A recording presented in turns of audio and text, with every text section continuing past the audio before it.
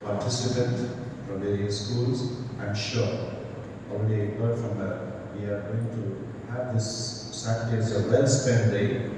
That's a word I'm grabbing from Ms. Chetali. A well-spent day, she said, a lot of intellectual exposures this place will witness. And that's the participants going to give us the joy. And for all the participants from various schools, I welcome you and the teachers accompanying them, and also surely our own teachers, those who have gone through a number of days for the preparation of this. I welcome you all, participants and the students. Have a great day. And every moment is going to be a moment of joy and happiness and inspiration. Thank you. Welcome to everyone.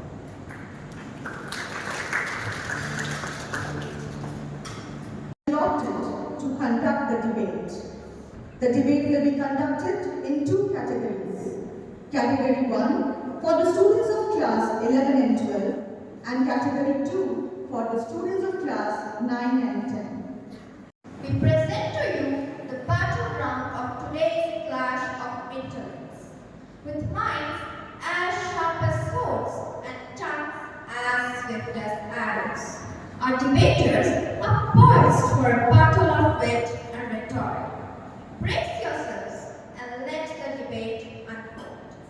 We will commence with category 2, where the students of class 9 and 10 will participate. Topic given to the junior category was, teenagers today are more worldly wise than their parents. With hearts pounding and minds aligned, it's time to welcome to the stage our first debater from Team A, Sonal Banerjee, who is going to speak for the proposition.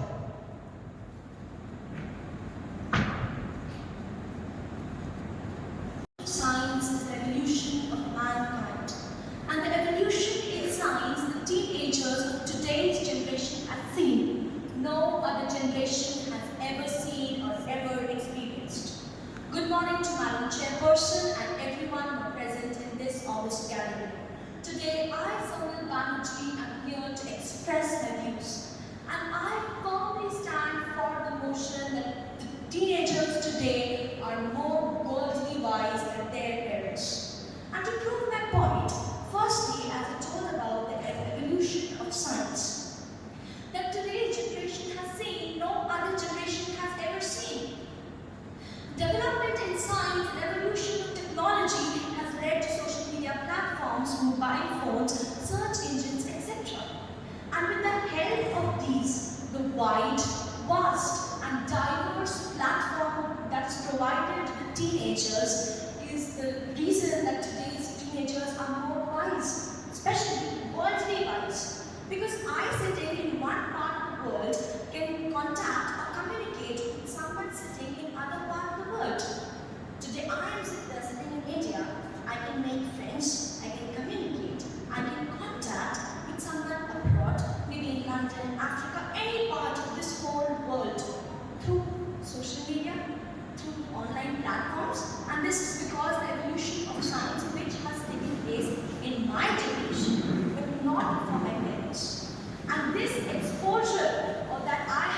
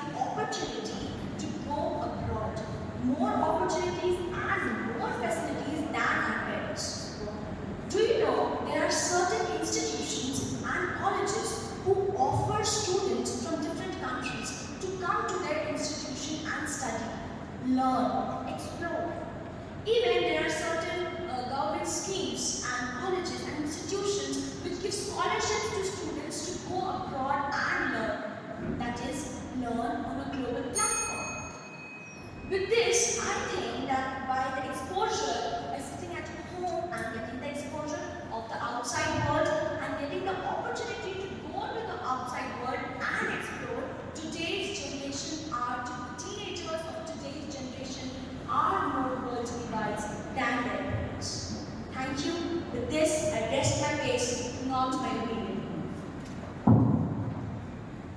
Please note that the time taken by Sonal is Based on only what the speaker has said. Please do not ask anything related to the topic. And I'll allow only two of you to ask her a question. Keep it short, keep it brief, so that she replies. And if the question is not in the context of what she has said, so she immediately gets a +5.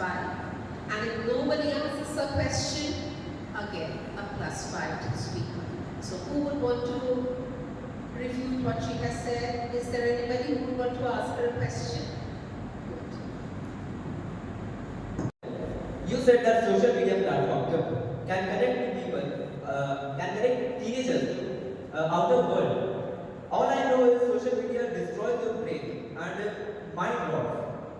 How are you becoming wise by connecting to the outer world? There is no connection of becoming wise. Thank you.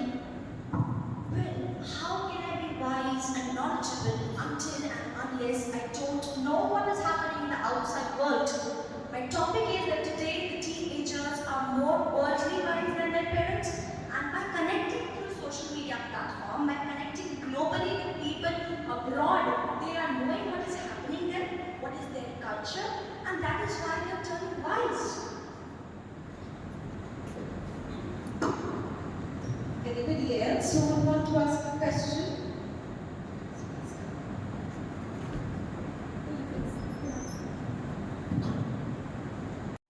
But my question is that, as you said, that by connecting to people throughout the world, we become worldly wise.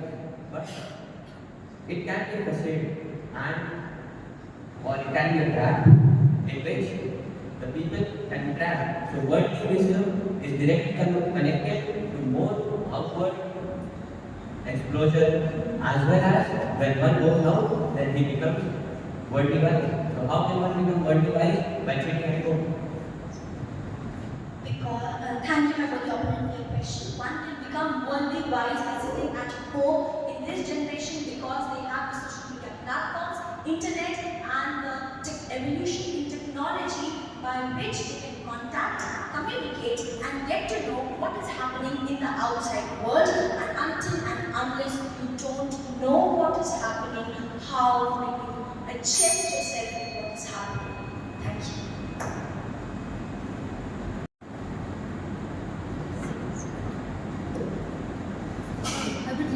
I would like to ask you a question that we tend to hire two guides whenever we go on vacations, yes or no? And I think we all are aware of the reason. For the time I like to think about the answer, I would like to introduce myself. Good morning, Madam Chairperson and everyone present in this august house. I, Tandra Das, stand before you all to speak against the topic that teenagers today are not more worldly wise than their parents. And to prove my points, I have some constructors. Coming back to where I left you all with a question, yes, we tend to hire tour guides because we have fear that we might end up in a bad situation and that the tour guides have more knowledge and are more familiar about the paths and the place. Similarly, our parents are more familiar with the world. They know more about the world because they have lived in the world more than us. The path that we are going to choose today, they have walked in the path and they know if there is a path hole or a dead end at the end. Our parents' hairs have not got grey in the sun. It is because of the experience that they got by living in this world. Secondly, I would like to say that today's generation is brought up with much more comfort and luxuries than the previous generations, due to which they have a mindset that life is easy going. And to prove my point, I would like to take us as students as an example. If we get an assignment today and we're stuck up somewhere, we tend to go on the internet and find answers. Easy, right? This was not this easy for our parents. They have to take up 10 books and go through all the books to get one answer from one single book. But to go through all the books, as it is said, our hardships never go in vain. We got got one answer for one question, they got to go through all the books and they got more knowledge than us. On top of that, I would like to say that today's generation is badly influenced by social media. Today's generation is so much under the influence of social media that their perspectives and mindsets can be manipulated. Be it the travel bloggers, beauty bloggers, or anyone, they show that life is all about beautiful buildings and the bed of roses. But in reality, it is not. It is just a battlefield where you have to fight. But due to this influence, they are not ready to accept the reality. And our parents, today's generation is just had the knowledge to the screen, but our parents have knowledge in real life. They have practical experience. With this, I would like to sum up. I believe that I have done. Thank you. Please note that in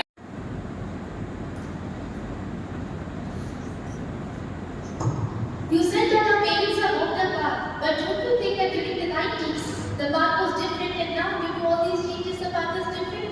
So is their experience still valid?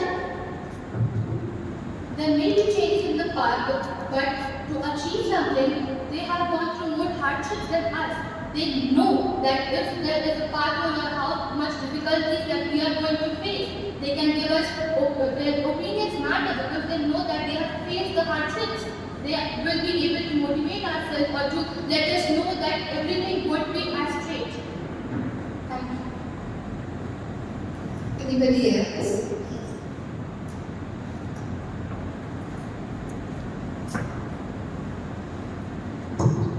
When you talk about the parents passing on the opinions to the offspring, doesn't that mean that the children have more information about the past and also the present, and thus making them more qualified?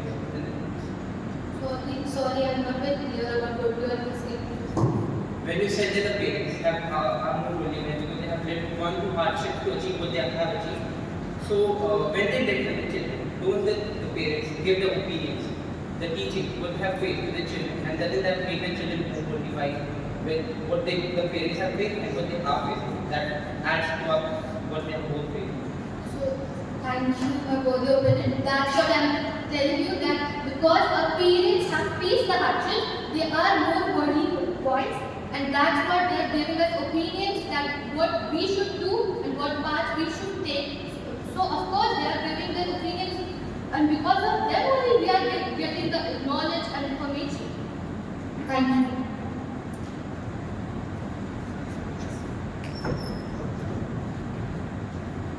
Thank you, Tatra. Coming up next is Team B, going to present his ideas for the motion.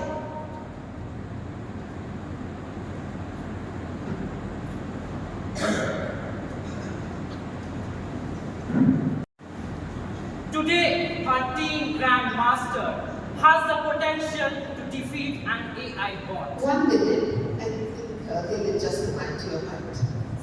Team Grandmaster has the potential to defeat an AI bot. Talking about Indian prodigy Ramananda. Yes, this can be the capability of a human during his or her most crucial phase of fostering intellect, teenager phase. Good morning, everyone present here. Honorable Panel Chairperson, honorable judges, worthy opponents, and my dear audience.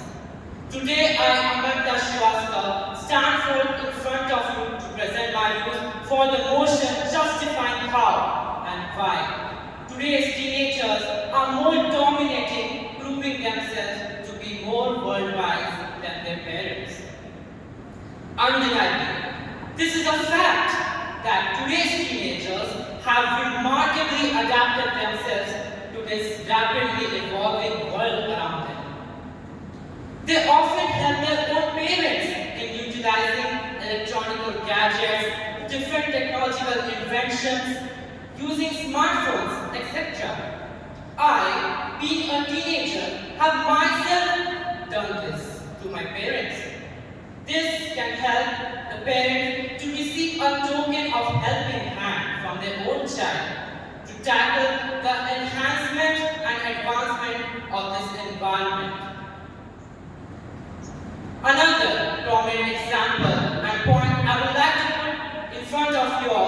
is that today science has proven humans that during their teenage phase, a low IQ child can drastically become to a prodigy. A very fine example of this is about well-renowned scientist of all time, Thomas Alva Edison. During his childhood, he was silently removed out from his school due to his disabled mind. But later on, as he grew up during his teenage phase, he proved everyone wrong and he achieved great milestones in scientific and technological discoveries. This proves that children can often surpass their own parents in terms of intellect. Therefore, I would like to conclude my fruitful speech by reviving the true recognition which every teenage of today's world deserves. Every teenager should be encouraged to embrace technology in a useful manner, combining it with the potential of the intellect to rise high. This can efficiently prove that they are surpassing their parents in understanding this world, so they are becoming more vulnerable. Would anybody want to ask a question? Thank you, Madam Chair. Yes,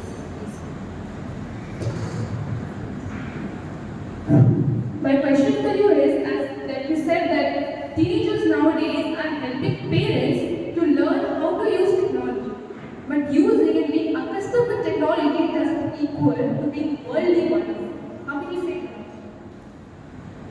Dear opponent, this world is rapidly evolving and changing, as we all can see it now.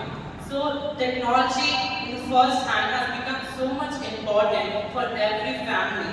Like in schools, the methods of paying fees have become online instead of offline, usually. So parents often find interest in such cases. So the children who have been practically introduced to technology, they can help their own parents to tackle with these advancements. So it's actually a big use and beneficial for their parents. anybody else?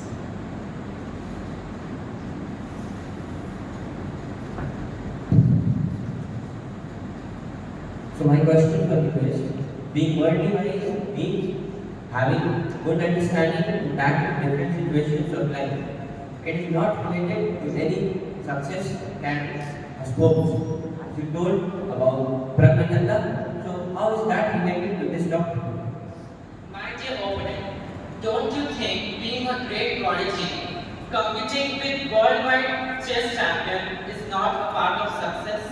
It actually is.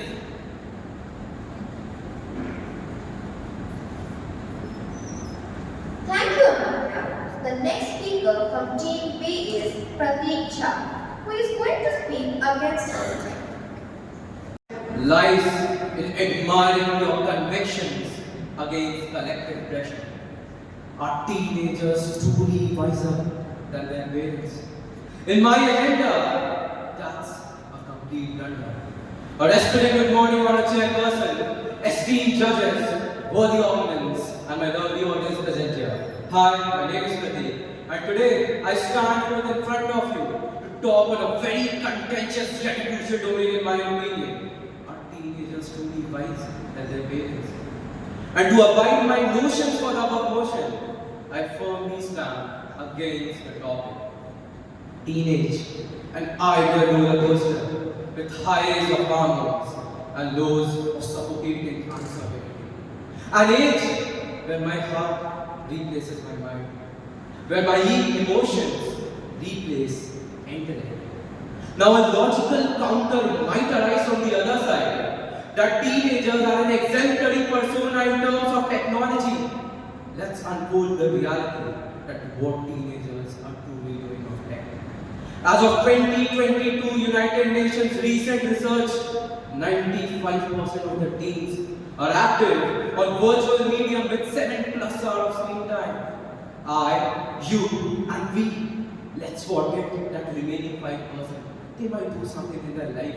What are those remaining people doing? Surfing through internet with unorganized, age-restricted, virtual, superficial content, when knowledge never imparts, but a superficial and a virtual knowledge does. Imagine sitting in front of Blu-ray emissions for 7+ hours just as a testament to prove that you are a part of this generation G, or to trip in the high expectations of your peers. The fact is definitely true that our parents were not so voracious about technology, but they never used this gift as a pretense.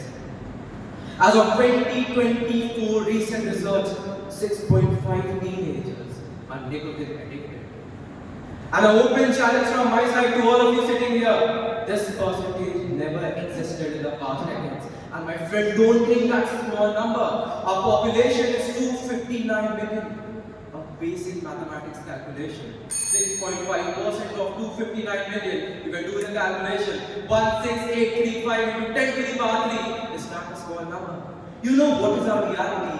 We are born in an advanced generation, living under the curtain that we are wiser. In reality, we are nothing but a mere fool. That's me, Radha. Signing off. And next time when you say that teenagers are wiser than parents, a genuine request from my side. Think about it. Thank you. Please note that the time taken by Pratik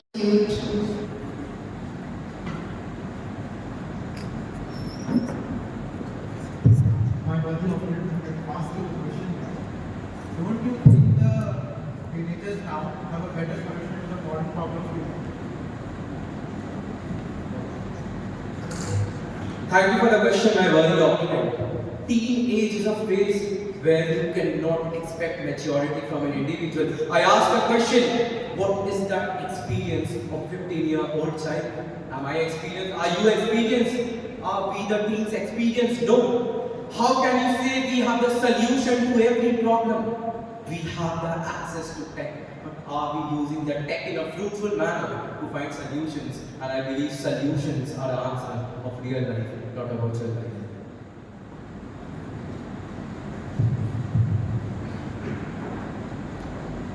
Respected Madam Chairperson, I would like to ask a question to my worthy opponent. As you said that a teenager is far less mature than an experienced adult. Well, maturity does not depend on the number. And for an information, if a person who is 30-year-old but has never read books, and on the other hand, there is a 15-year-old boy who has read more books and read more articles online, then who will you think is more experienced with all these real life situations? Thank you for the question, my worthy opponent. With due humility, I would like to say, reading books doesn't make you mature. When you go out in the world, fight against situation, learn seeking, that is when you get mature. I am a 15-year-old, am I mature? You might be of my same age, are you mature? No. Going through text, surfing through internet, does it make you mature? I don't think so. Thank you. Thank you, Pratik. It's now is Shivaji Singh.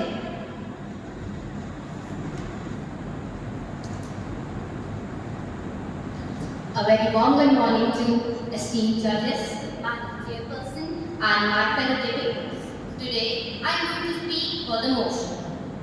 Now, in this generation, teenagers are basically considered full of mischief, but at the same time, they are considered to have already surpassed their parents in the terms of worldly knowledge and worldly vibes. Now, as a teenager, I think it's my place to prove my points on this argument. So first of all, teenagers now have a lot of more opportunities, such as that. First of all, let us think that a teenager wants to learn a new language, learn about a new culture. So, he or she can easily download an application and use that application to learn that language. But what about the parents when they want to learn new things? They are going to have a hard time, right? And there are many solutions for our problems, but not for our parents. Now, you're basically doing your homework about the project or anything You're basically having a doubt.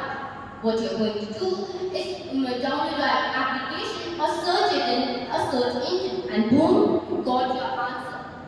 But what about your parents? They're going to use a big dictionary and then find the answer. They might get the knowledge of everything else, but their time is going to be wasted. And next is the freedom of going and traveling everywhere else. Now let us take an example of a girl teenager. She can easily travel, live in a hostel or move outside. But what about the teenager in the older generation? A girl teenager. It was considered to be a taboo. Her wishes would be termed as negligible just because she was a girl. Now tell me, what is the difference in the experience to a person who can go outside and the person who can't go outside? Now basically, the person who can go outside is obviously going to know more about the world, is going to know more about the globe, more about the culture and the knowledge. And at the end, there are many technologies that can help us to learn new things. Thank you. Please note the time taken by Shivangi said. When a person needs to get any information, she can immediately approach to search engines. But is it not that they are it is reducing their productivity? Okay, you're talking about the productivity. So do you know that many students actually use this technologies, these AI things, to actually know and do classes. So these things can actually help us because nowadays, as many students pay for tuition and such things, there are some students who basically watch videos or use some application to know things. So I think that this is not basically just wasting our time or productivity. It is actually helping us within a small time management.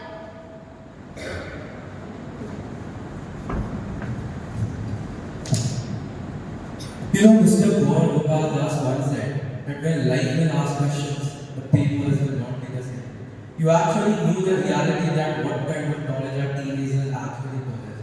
And I have the question that what about the practical learning and life will never ask you that science squared with that plus 4 squared with that is equal to 5. Okay, you're talking about the practical learning. So first thing is that I already talked about the practical learning.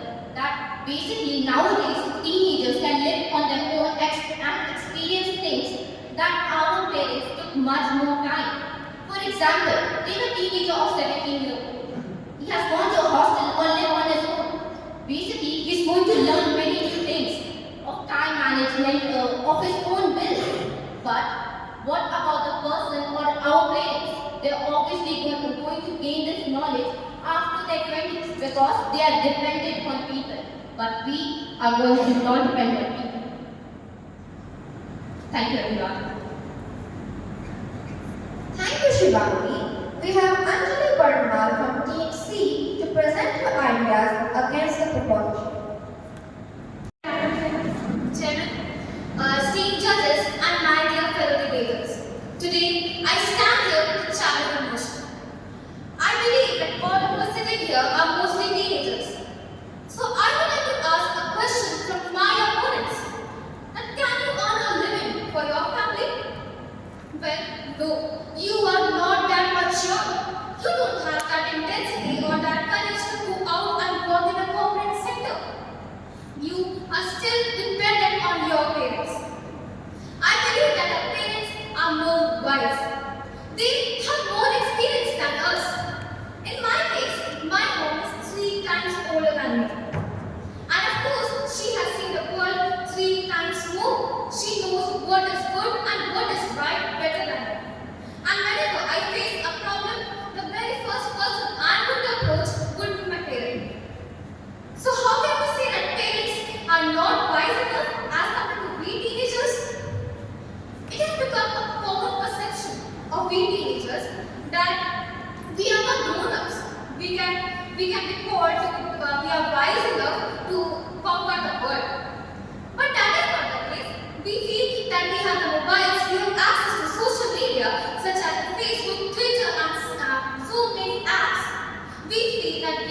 wise. But the thing is that it is exactly contrasting. Just think of a teenager who coming under the peer pressure of his friends, started taking some intoxicant which is not at all healthy for his health.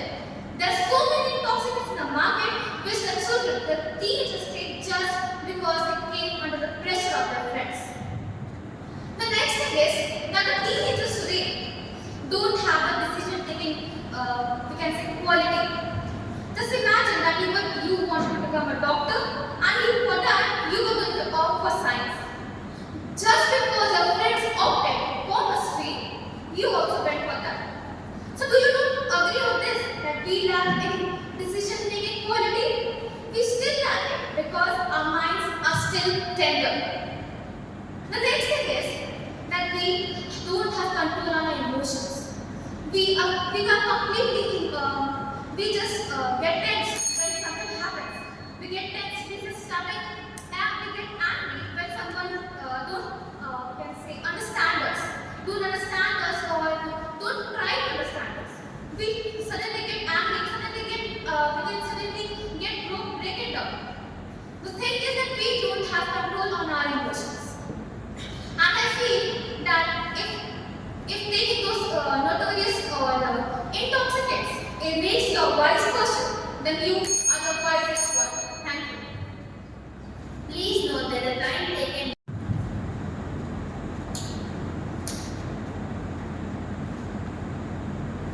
As you said that many teenagers nowadays they are dependent on the parent for their living and all. But I would like to bring this into your consideration that in United States and not only in United States, even in India, in United States more than 75% of teenagers are working.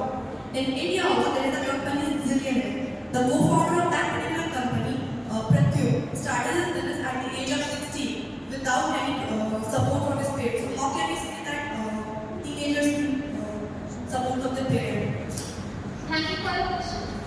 I believe that without talking, we cannot point out someone just randomly. Yes, there might be examples, but we are talking generally. Generally, teenagers don't have that much mature. They're not mature. Their minds are still there. There can be examples that teenagers are working, but still we cannot. They are just few. If you are talking generally, then there is still need to be improvement.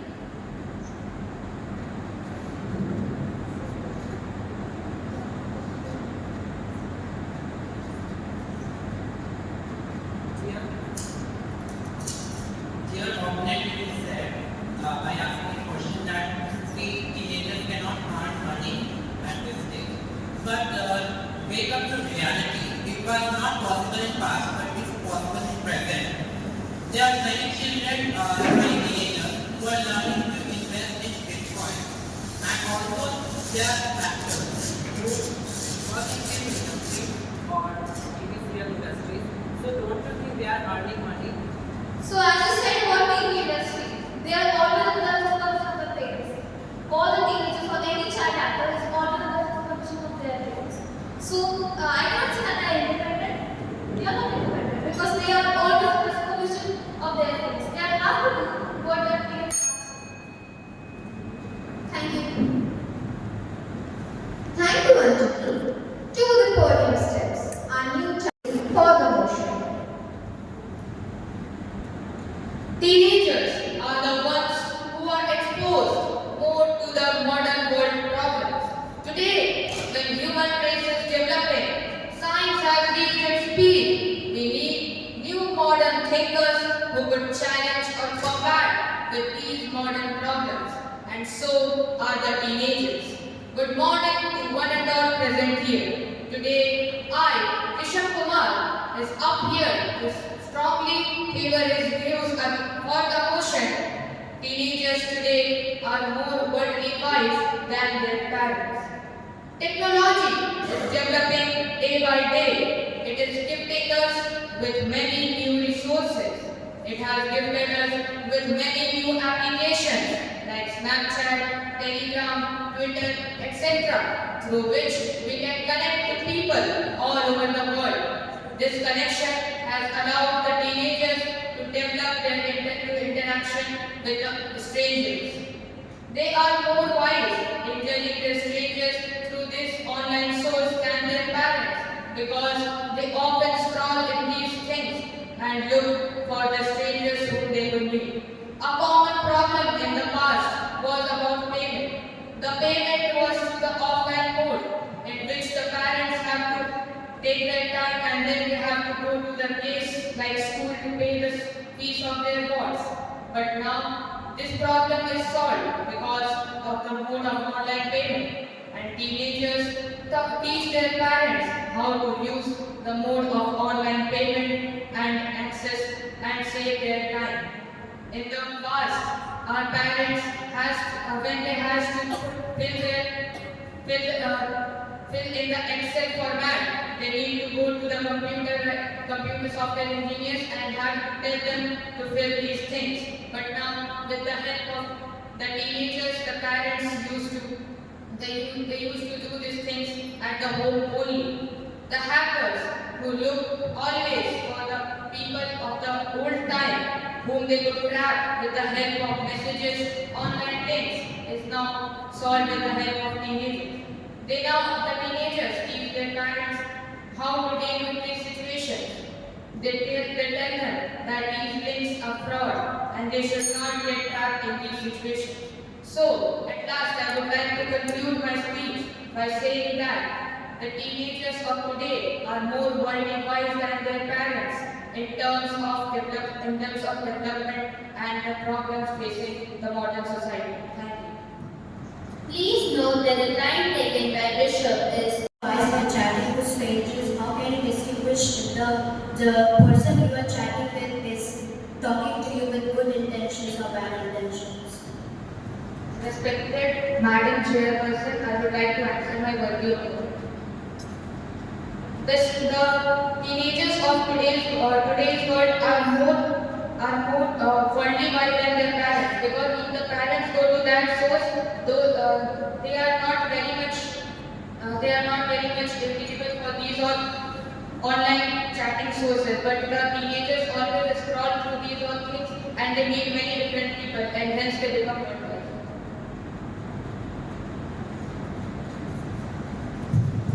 I would like to question my worthy opponent. You said that chatting online with strangers help them to interact globally. Don't you think that hampers their vocational life skills? Because at times you can chat with strangers online, but in life you have to interact with people offline. You have to talk to them. Respected Madam Chairperson, I would like to answer my worthy opponent. The technology has given us the form of chatting with strangers through online media.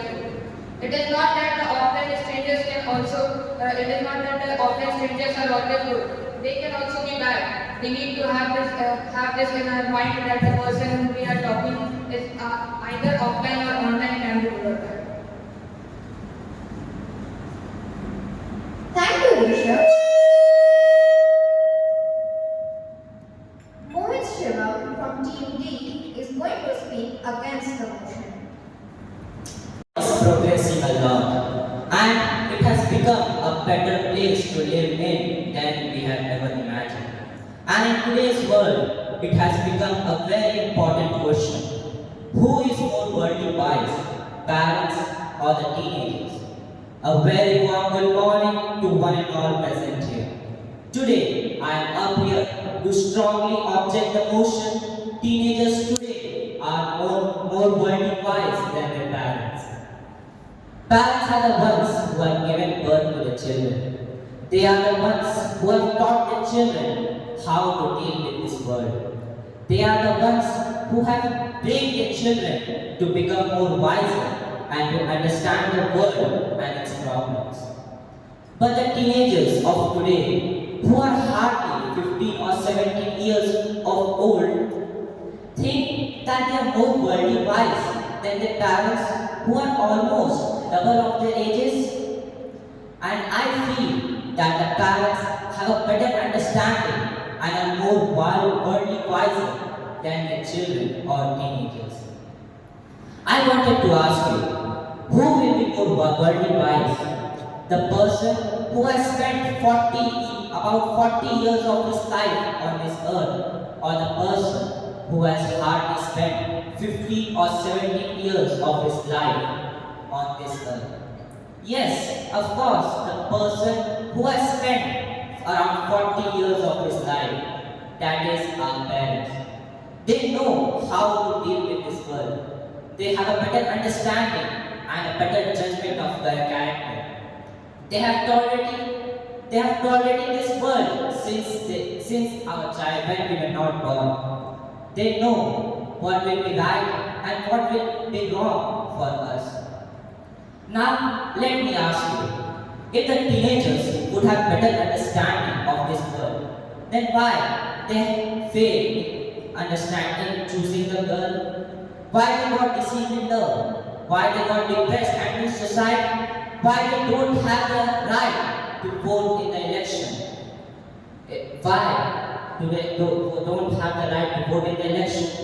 It is because of the limited understanding and limited worldly wise of the nature. Whereas on the other hand, parents know more about this world. At last, I would like to conclude my speech by saying that the parents have spent around 40 years of his life on this earth, and they will not think bad about us. Rather, they will educate us to become more wiser. Thank you. Please note that the time taken by Mohit is 2 minutes and 3 seconds. You said that teenagers cannot vote. However, teenagers include the people of age groups of 18 and 19 who are allowed to vote and who have the right to convey their decision. So what would you say about that? Respected chairperson, I would like to answer a worthy opponent that yes, it is true that they have the right to vote around the age of 18 and 19. But teenagers are of age 13 and 19. And in this age, 18 and 19, teenagers gradually becoming older and slowly they are developing their better understanding. And not in the case of 18 to 15 or 17.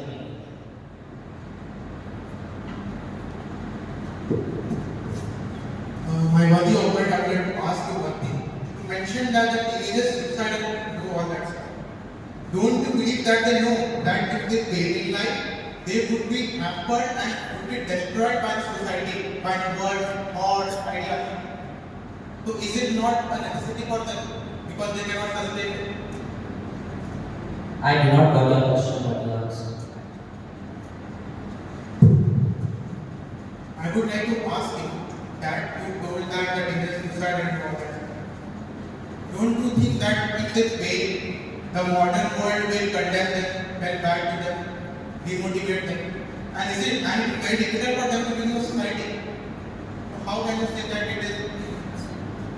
Respected Madam Chairperson, I would like to answer further opponent that if a child will fail, the world will not demotivate unless it will motivate them, such as their family, their friends, to go for the next chance. So I don't think that the world will demotivate them. And failure is not limited to become wise. For the rebuttal, I would want to give every participant an opportunity to ask only one question. So if you have already asked a question, please don't raise your hand, we'll give it to somebody else. Okay? Thank you, Mohit. Up next, we have Team B, and the debater, Vedant Agarwal, is going to express his views for the motion. Does the past experience of our parents does really matter in the modern era? Good morning, respected Madam Chairperson, esteemed judges, lovely audience, and my worthy audience. I'm Vedant Agarwal, and we are looking for the question: does teenagers are more worldly wise than their parents? And I say yes. Let me tell you why. For many people, teachers are too immature and far less experienced than their parents. For they believe that teenagers are way more immature and their hormonal activities are making it too indecisive, and they don't have the and they don't and they rather they can't express themselves. First of all, if a child or rather teenager cannot express or is suffering from internal conflicts, then it directly depends on his or her mental strength. And let me ask you a question, my worthy students. If you are suffering from, you have been victimized, you have been a big victim rather of cyberbullying, then and you have two options to consult.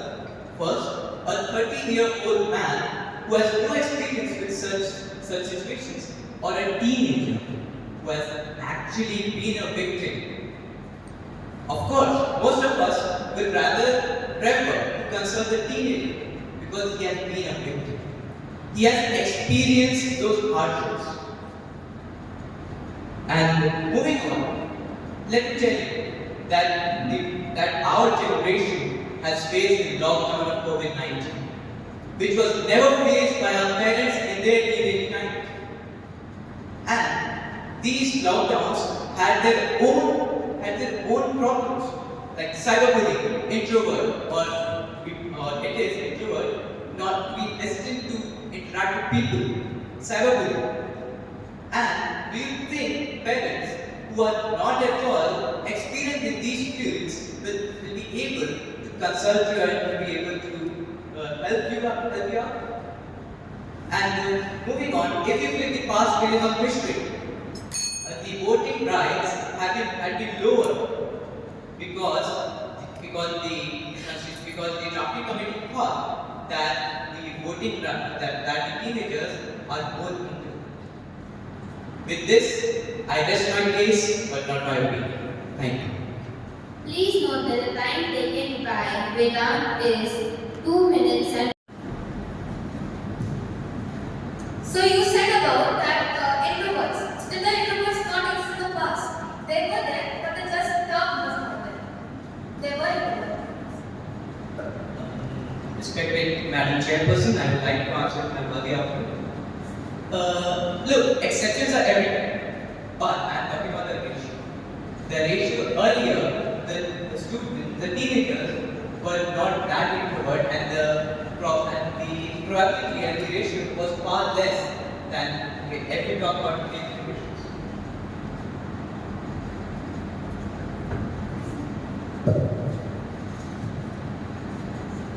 As a an example of cyberbullying which has not been faced by our parents, but how can you say that they were faced by teenagers? Cyberbullying. Respected Chairperson, I would like to ask my worthy offender. Since earlier there were no technological devices, there was no scope for cyberbullying. And since in the modern era there are technology and there are devices because of which the teenagers face cyberbullying. And had it been the case in the and if there were technological devices in the past, then I would seriously I would agree to the point that parents made. The parents might help you to overcome those situations. Thank you.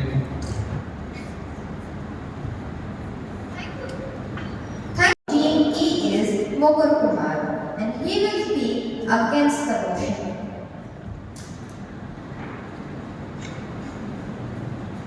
Let me commence with a very obvious and rhetoric question to you all. Think of a situation where you need to get a work done and you have two options. And now, you can get it done by a person with experience, and on the other hand, you have a person, a newcomer, a youngster. Whom would you all prefer? I know. Majority will go with the person who has the experience. Good morning, one and all present here, respected the Madam Chairperson, esteemed judges, my dear worthy opponents, and my dear lovely audience. Today's topic before the House is teenagers today are more worldly wise than their parents, and I here stand firmly opposing the motion. Let me tell you why. The constructives are as follows. First, I need to ask a question to you all. Why are the teachers escorting us today in this hall? Why not our friends? The answer is because they are way more experienced. The teachers are way more experienced than our friends. And that is why they are escorting us. That means, as I mentioned earlier, the experience counts. And we all know, and there is no doubt about that our parents are way more experienced than ourselves. Because they have seen the world in literal sense than us who have just seen the world in the world maps. Second, according to the human psychology, teenagers are very impatient. They are immature. They are emotionally not well enough to understand the problems, to deal with the situations in their life.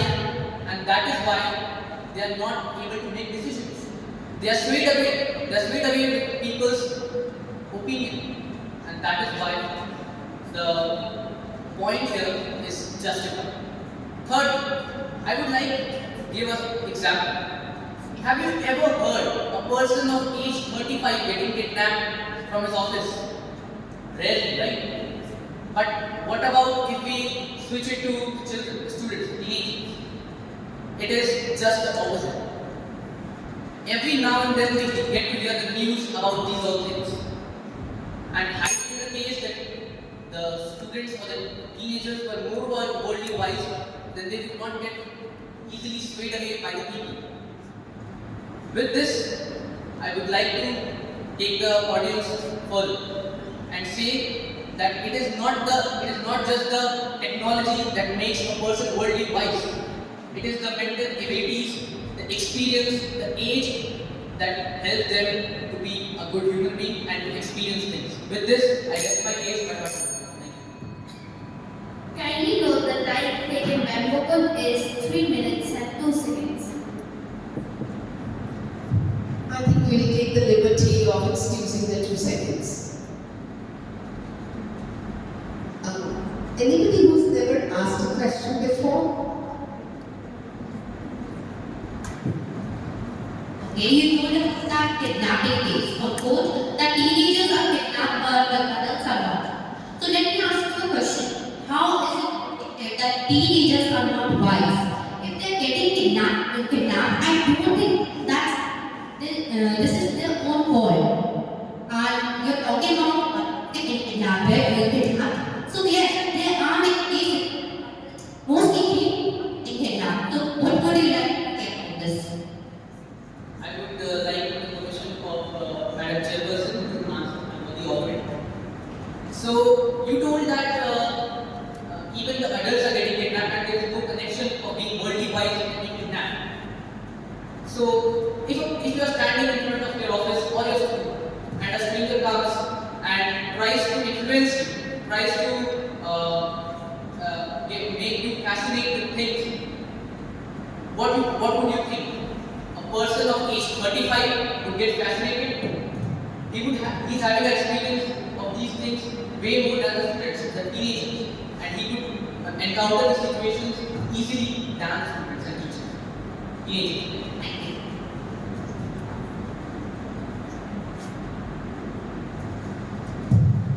A worthy opponent, you in the very beginning of his speech asked that if I have an option to ask someone who is experienced and someone who is a newcomer who might get my work done. Well, I believe the teenagers are wise, and being wise, they will prefer the one who is more knowledgeable and not the one who is more experienced or someone who is more a newcomer or something.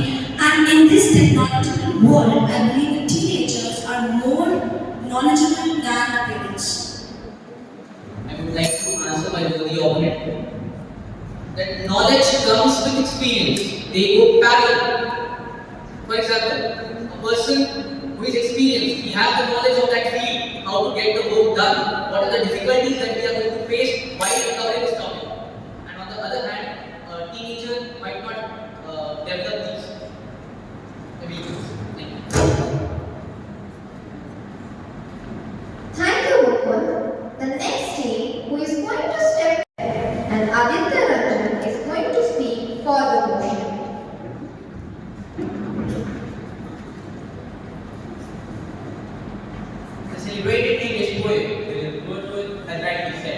child with the father of the man.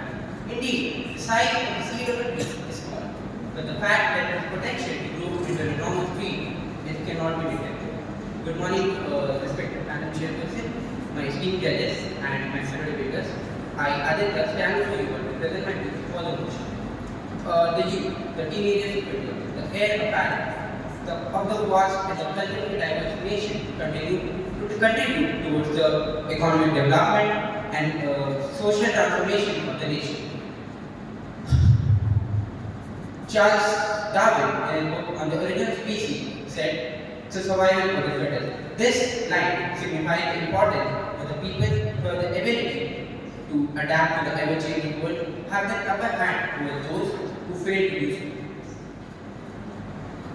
Parents who have lagged behind and adapted to the technology often take help from their offsprings. The relentless youth, driven by the enviable energy, genuine curiosity, and keen interest to take new flavors of the life, help them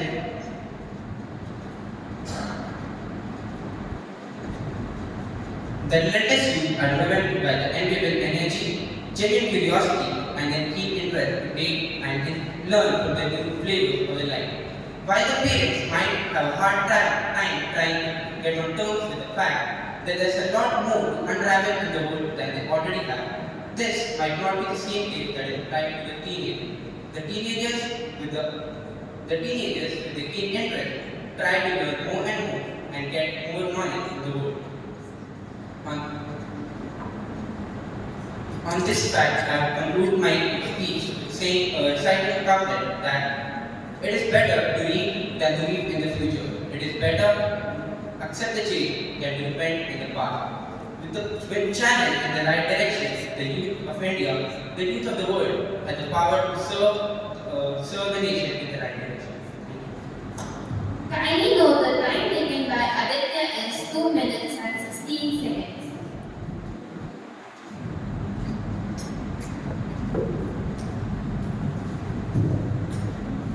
I value opinions. My question to you is that this topic is teenagers today are more worldly wise than their parents. But don't you think in your entire speech you seem to beat around the bush and explain about the evolution and not how teenagers are worldly wise than their parents? When we talk about the ever-changing world, with the fact that the parents are not as conservative, we are not as conservative as the parents were back in the days. We have more exposure to the technology, we have more exposure to the information of the world than our parents did. So I think with the more exposure and more information that we have, and with the help of our parents, we seem to have more wisdom in our parents than they do.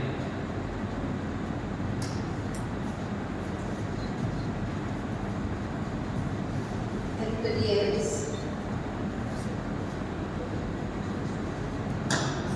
I'm asking to students who've already asked questions. Would you want to ask?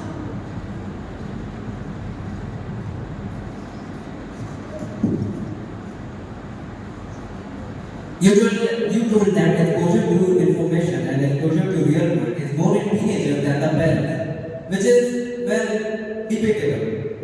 You see, parents have experienced more than double or twice what a teenager can have. So, having technical knowledge versus having knowledge over how to manage your family or how to manage your finances is more important for the living. When we talk about wisdom, the word wisdom refers to the people being more decisive and more aware of what is happening. That doesn't necessarily have to involve finances and what you said. And when the people get when a teenager get engaged with the pupils. Yes, you take it the time allotted to you. Thank you, Aditya. Our against the motion is Parikhet Dalwani.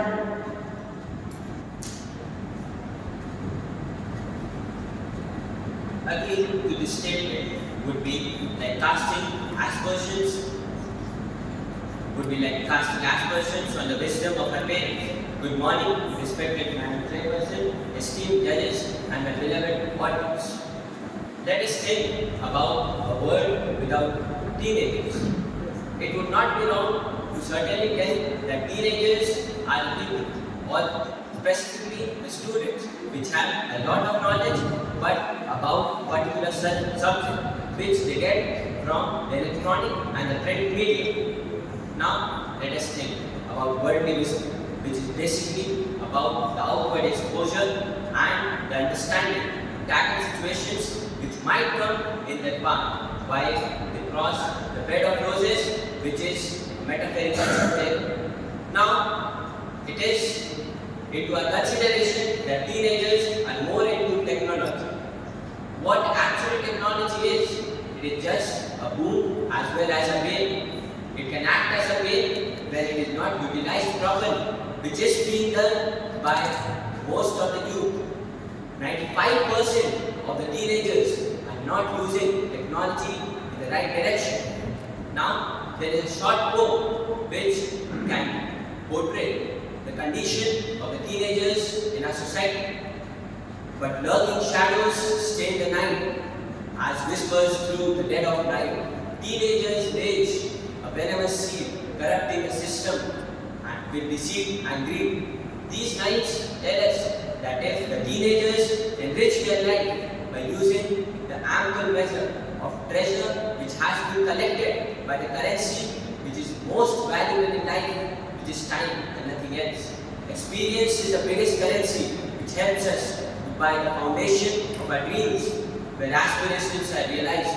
It helps us to purchase the catalyst for personal change and social growth.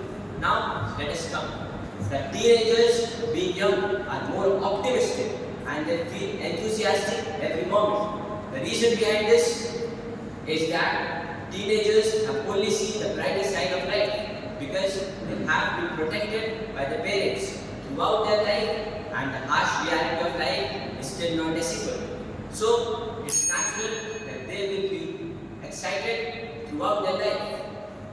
So, I will conclude my short but meaningful speech by saying that it is not about the practical or the academic knowledge which a person possesses, but it is only about the worldly wisdom which a child inculcates while he is exposed to the outer world. Thank you.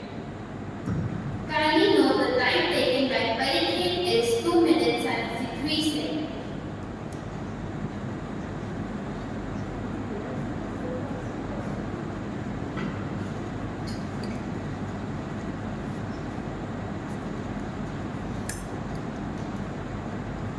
Dear complaint, you mentioned that 95% of the teenagers are not utilizing technology in a useful manner. But how can you prove this? On basis of what statistics can you say that 95% of teenagers are not using technology in a useful way? I will grant the permission. So my worthy opponent, basic mathematics tells us that 100 minus 95 is 5%. There are 5% teenagers who are investing good in Bitcoin because they have good trading, candle trading, etc. Now, let us come back to the 95%. Don't you think that in a class there is only one topic and the rest are lagging behind? The reason behind this is the misuse of the resources provided to them. Now, you might counter this that there is nobody good and bad in academics. Every person is not made for academics, but since the resources are there, each and every child must use them wisely and hence must cope up with the situations in their life.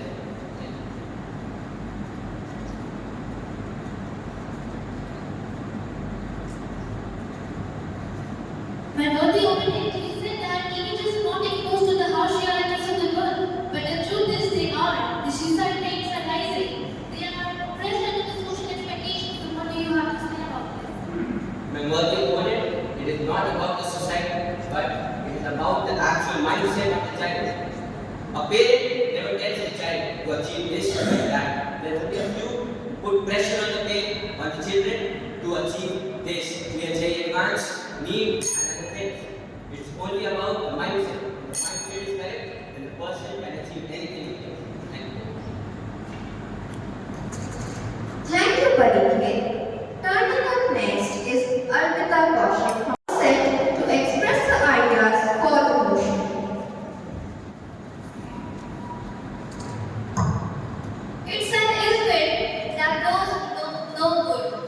morning, respected Madam Chairperson, respected jury members, my worthy opponents, and my dear audience. Today, I, Arpita Kaushik, is standing here to speak for the proposition of the House, which is teenagers today are worldly wise than their parents. Firstly, I would like to say that this is true, and I truly agree with this. The teenagers then means our parents were introvert. If I say introvert, it is not that they were not wise enough. They were. Now let me give you an example. Today, if I got a teenager here to express themselves and address themselves, whatever they want to do and whatever they have, they will come here and express themselves without any hesitation. But then, it was a hard nut to crack. Secondly, I would like to express that today the technological resources have helped the children to be wiser than their parents. It is very helpful to them to come here and express themselves and to get more knowledge about the outer world and to have an experience about the world. Thirdly, it helps the children to have the experience to carry themselves. It helps them to build up their personality and a character and to carry themselves in a way which is accessible to the world and acceptable to the world. In conclusion, I would like to say that teenagers today are worldly wise from their parents. Thank you. Kindly note the time taken by Arpita is 1 minute and 55 seconds.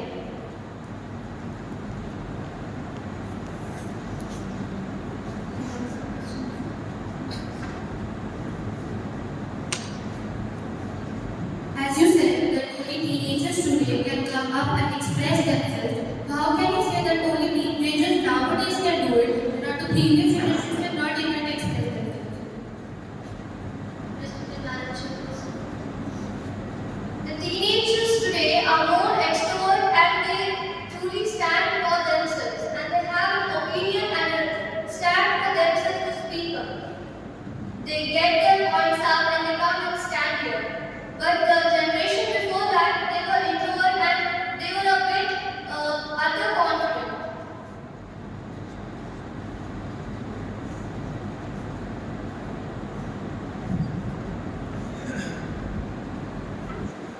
Well, the opponent who mentioned that technology will or has allowed teens to be more wiser than their parents.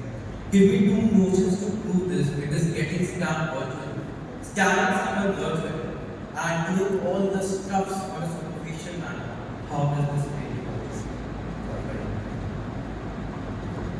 As I said in the beginning, it's a good way. It's not a good way that knows the good. So everything has an opinion, and everything is different from each and everything. Everything has a bad aspect, and everything has a good aspect.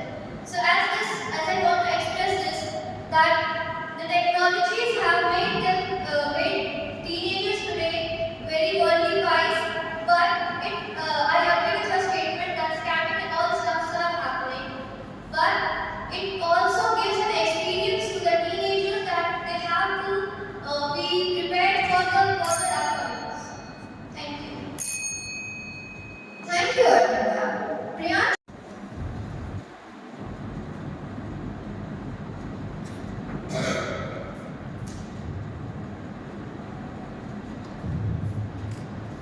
Have you ever heard a branch of tree is more stronger than a trunk?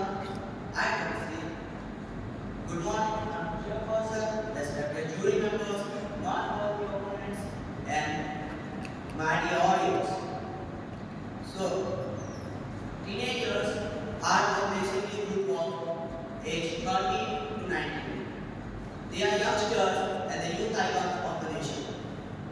But do you ever heard that a teenager has made a company? Rarely, right? Why? Because they have lesser knowledge than a mature person of age 22 to 30.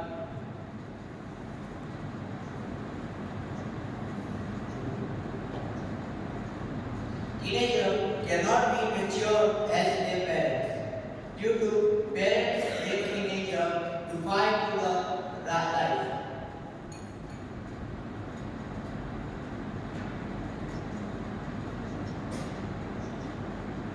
Let me ask you a question. Have you ever faced any problem with mathematics and asked your parents? Surely. Why? Because parents are the first teacher and they know better than you.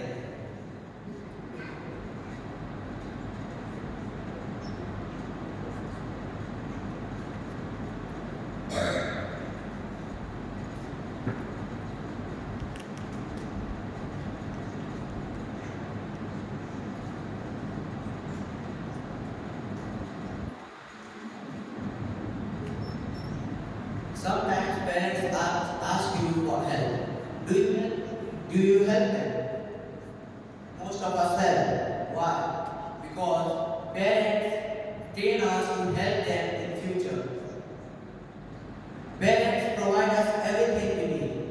Can we provide them? Sure, but in future, not in teenage. Teenagers can be more knowledge of technology but not wiser than the parents.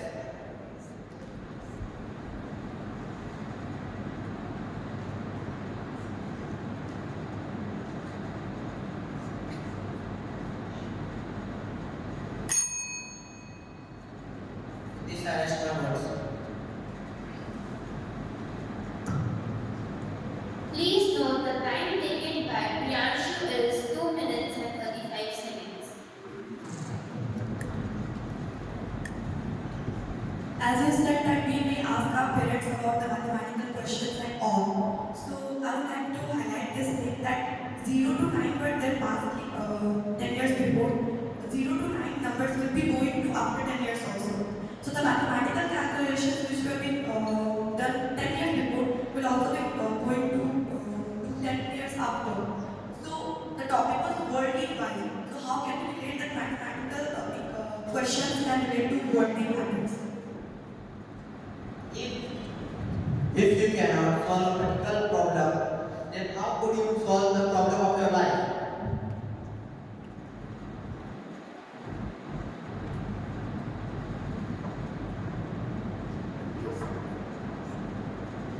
You said that teenagers have not been developed. But recently I read an article where a 13-year-old runs a business. She is the CEO and she even deals with adults and signs with trans. So what would you say about that?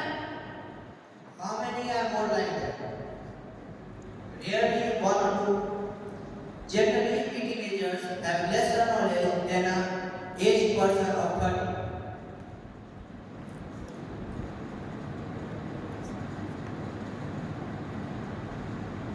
Thank you, Priyanshu. Coming up, the first speaker from this team is Amrish Kumar, who is going to speak for the proposition.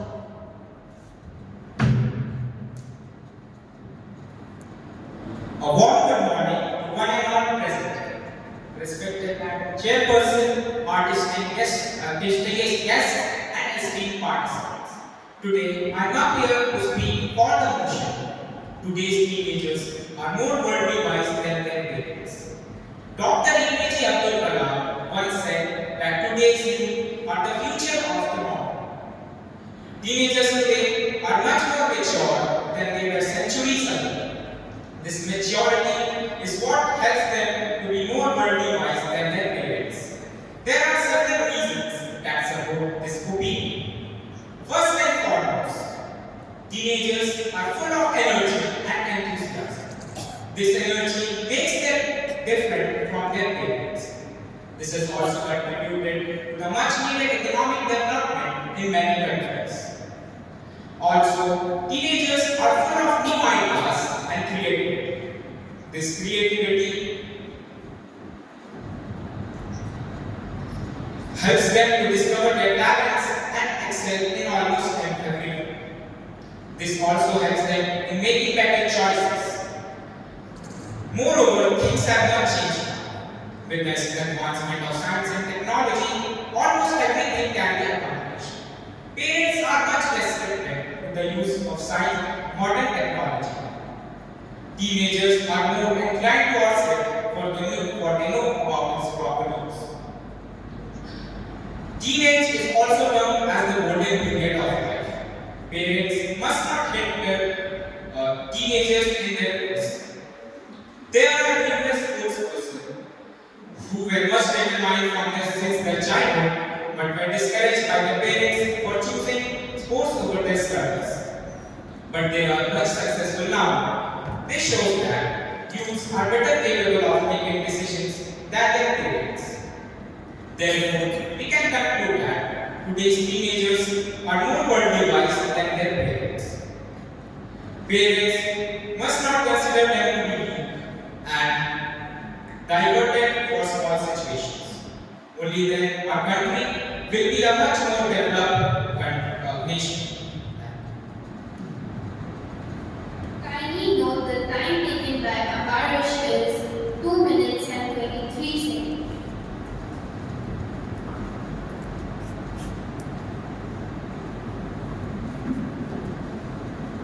I would like to ask a question to the worthy opponent. At the start of the speech, he mentioned that teenagers now are quite more well versed with the worldly knowledge than centuries ago. And today, the topic for the house is parents. Today, teenagers are more wise, worldly wise than their parents. The parents were not born centuries ago. Thank you for the question, my worthy opponent. I am comparing these teenagers with the previous ages teenagers. Previously, there were no science and technology. Science and technology have been developed today only because of the educational maturity of the teenagers. My worthy opponent is you said that teenagers are more efficient in taking decisions, and what you have to say about the suicides taking place. Thanks for the question. They commit suicide due to depression and family pressure and all, because there are exceptions because they might not be that much mature enough to take physical decisions. That's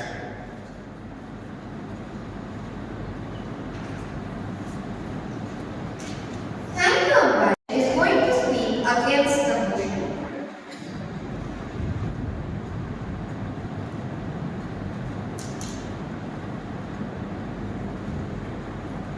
Century, the age of nanotechnology, the age in which we talk about generation gap, or should I say, the age consisting of nanotechnology. Yes, I am talking about the generation gap, which has actually created the differentiation between the children and their parents. Good morning to everyone present here, respected Madam Chairperson and my worthy parents. Today we have given the topic that teenagers are more worldly wise than their parents, and I firmly stand against the motion. We all know that trees lose their leaves only to blossom by the summer. So how can we expect that the teens are more wiser and intelligent without having experience? I have 4 big reasons whereby I believe that teens are not more wiser than their parents. First, lots of new ideas can actually become the falling development in the country. Since those ideas were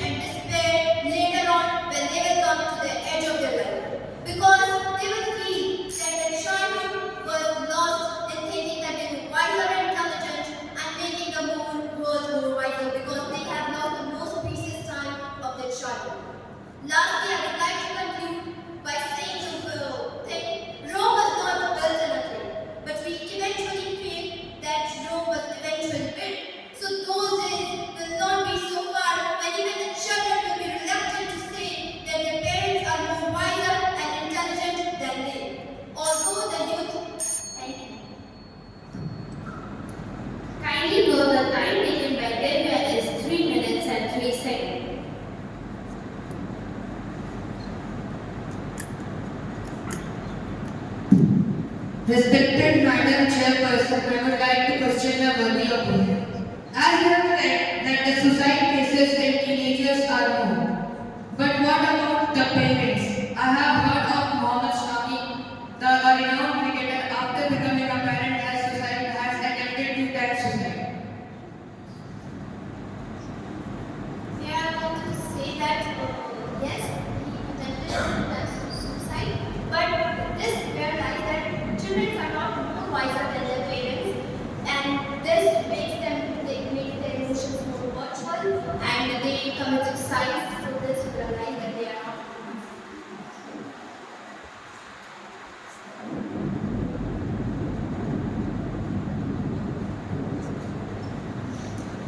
Again, as you said about suicide, that and it was said that even others do that.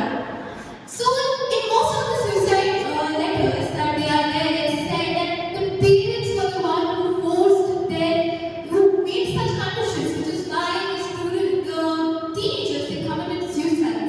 So what do you think? What can it not be regarded as the lack of emotional understanding of parents and of parents? No, I actually want to say that children don't have much more knowledge, and thus quitting life is not. It should not be the option to become more wiser.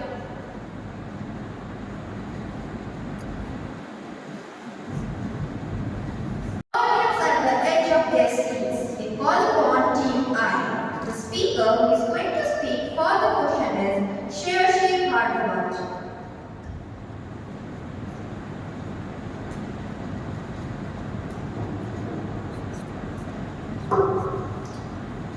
Hello. Every generation proves to be smarter than the one before it. A very good morning, Madam Chairperson, respected judges, audience, and my worthy audience. Today, I am speaking for the motion.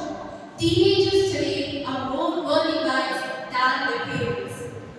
Now, before getting further, there is a famous quote: "Child is the father of man." And of course, there are reasons for that. The world is changing, the world is advancing at a very speed, at a very great rate. And students or the teenagers of today, being a part of this generation, are much more better at adapting these new changes than their elders. Now, there have been many cases where teenagers have proved this. Today, teenagers are running businesses of their own. As I mentioned earlier, the 13-year-old who runs a business with the CEO. Again, these teenagers, they are experts of coding and editing and video creating and many more such things. They have created, I would say, they have created new professions. Again, recently I read an article where a child nearly of age about 13 or 14 has created a model, a simple model of dishwasher for his mother, seeing the plight of his mother. Now that's how emotionally intellectual today's teenagers are. They understand people's suffering, and this is what is needed for today's world, to understand the sufferings and solve problems. Again, the time T advertisement, Chavo Ray, that it showed the fight of a young student against corruption, and he became a youth icon for his fellow youths. And this shows the awareness that today's teenagers have about the society. Again, it is said that teenagers are able and better at solving terrorism attacks because they are more digital. They have the digital knowledge which is needed today. Therefore, to conclude, I would say that youth are the power of the nation and teenagers are a part of it, and therefore teenagers are much more wiser than their parents. Thank you. Please note the time taken by Cisce is 2 minutes and 47 seconds.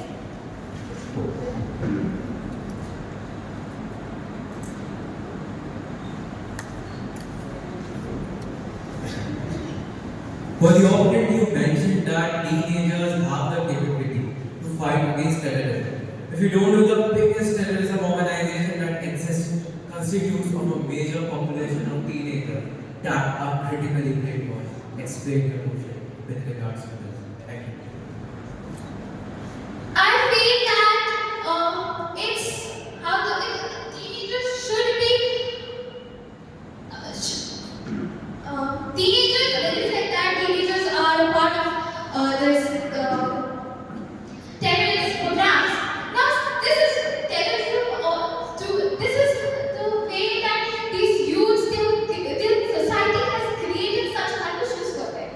Now, that's why they are running a terrorism program, no matter the level of intelligence they have. If it is used in good purposes, how good or wonders it can create for the society.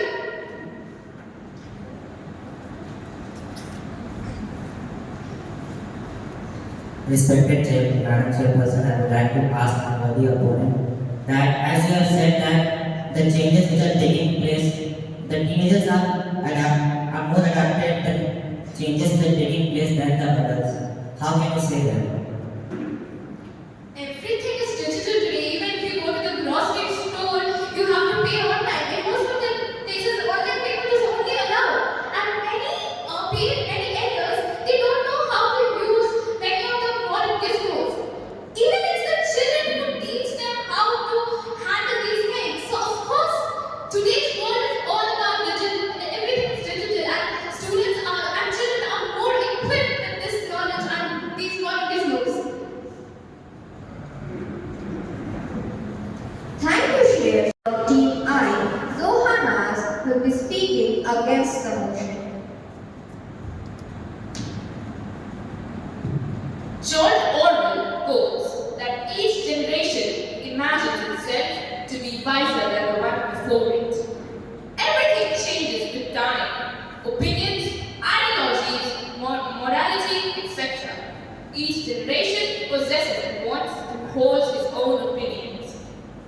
Teenagers these days believe themselves to be wiser than their parents. Good morning, honorable judges, respected chairperson, ma'am, my dear opponents and dear audience.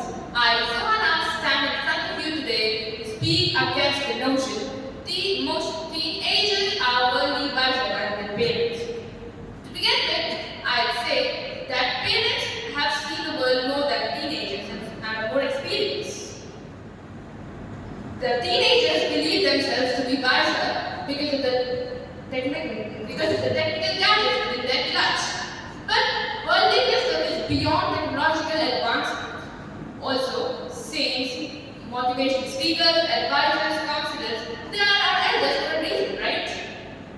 Moreover, our parents have made sacrifices for us from the beginning. They have incited and inculcated morals and values in us. Yet, sadly, the youth has lost the sense of right or wrong. And they easily get lured into things they find attractive without further reflection. They have lost this sense of what they should do and they're generally ignorant towards their personal growth. So how can they be considered wiser than their elders? On the contrary, the parents look before they leap. They take actions based on the consequences of their deeds.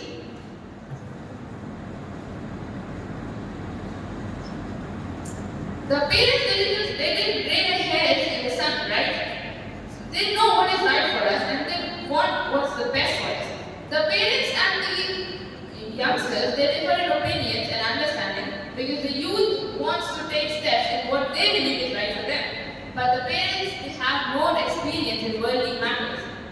So the opinions of the parents are more reliable. And when the youth feels lost or confused, they eventually turn to their role models or their idols, which are generally the parents. So what would you say about that? And to sum up my points, I'd say that what we generally think is true might not necessarily be right. So similarly is the case with the teens. They might believe that their parents are not wiser than them, but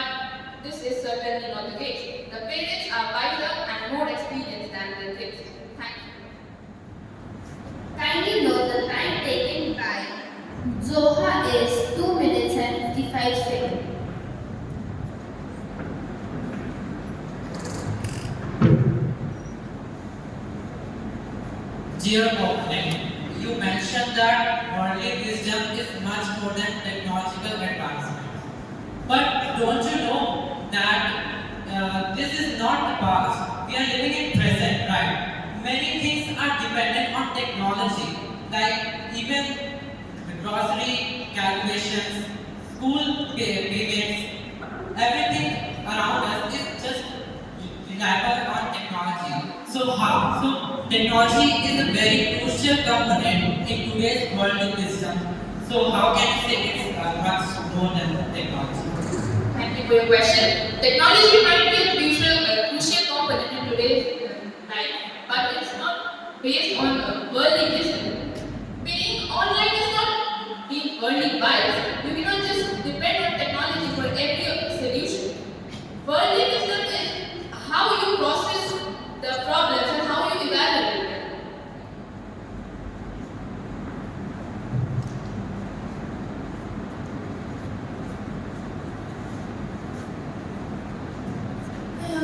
And one thing, opponent, you in your speech mentioned that all the counselors and the people who help people are generally the parents or are elder to us. But do you know that through social media and even by holding counseling sessions, most of the youth, especially the teenagers of 18 and 19 years, are doing this because I believe they are wiser and they have more grasp on situations that they can counsel, rather the parents because they are not the ones. I appreciate your question, but I don't think that's the case. They're not much mature yet. They haven't seen what the world. There are a few exceptions, but not every child is mature. They depend on their emotions more, and that's the way by the way. Thank you, Zoha. Turn of Team J. The first debater who is going to speak for the motion is Abhay Rohit.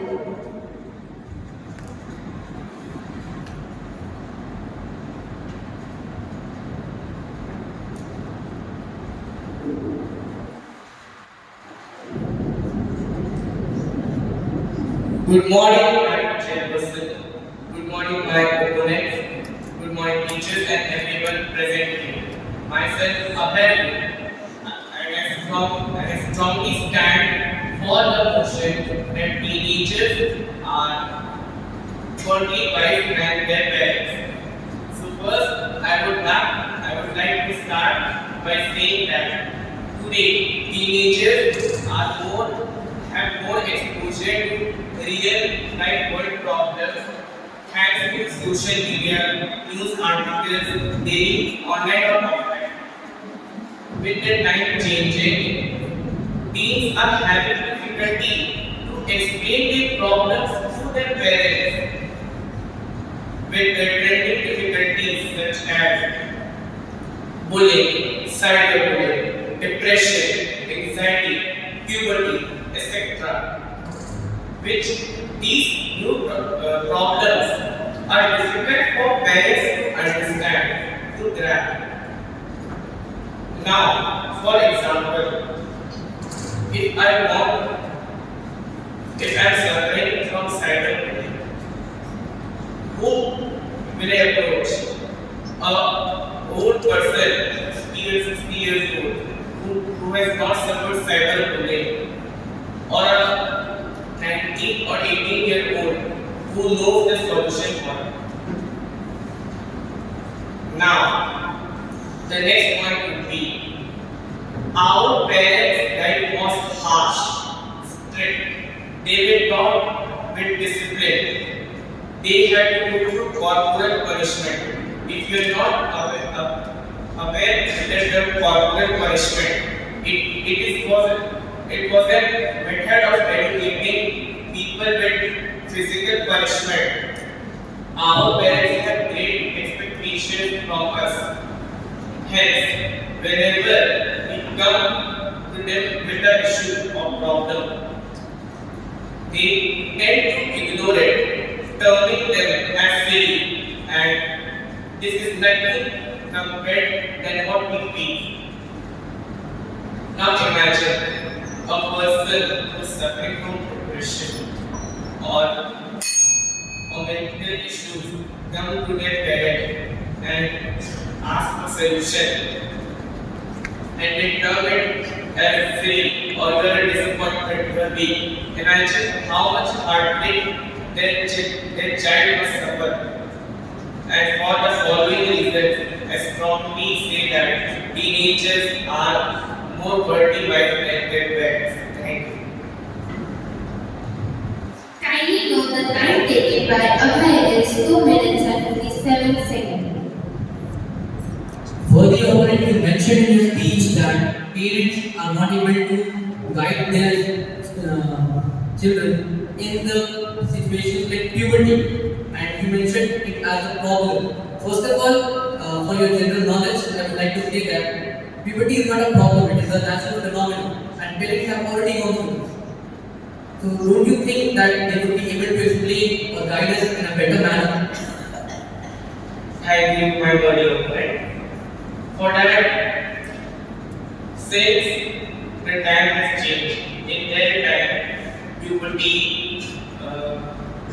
related to adult stuff was seen as a taboo, which they do not used to speak about. Hence, since they carry the same good mentality till this age, they do not talk with their children about it. Anyone else?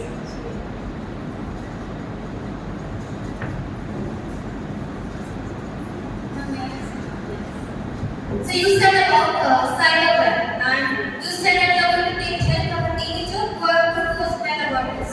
So knowing about cybercrime makes it wise. There can be many aspects, but parents are going to guide you better. So don't you think that they are wiser? Since they are very tech-savvy, they are not comfortable with the changing time into technology. So why would I go to them for a solution when they have never experienced it? Thank you. Prashant Grover from Team J will present his ideas against abortion.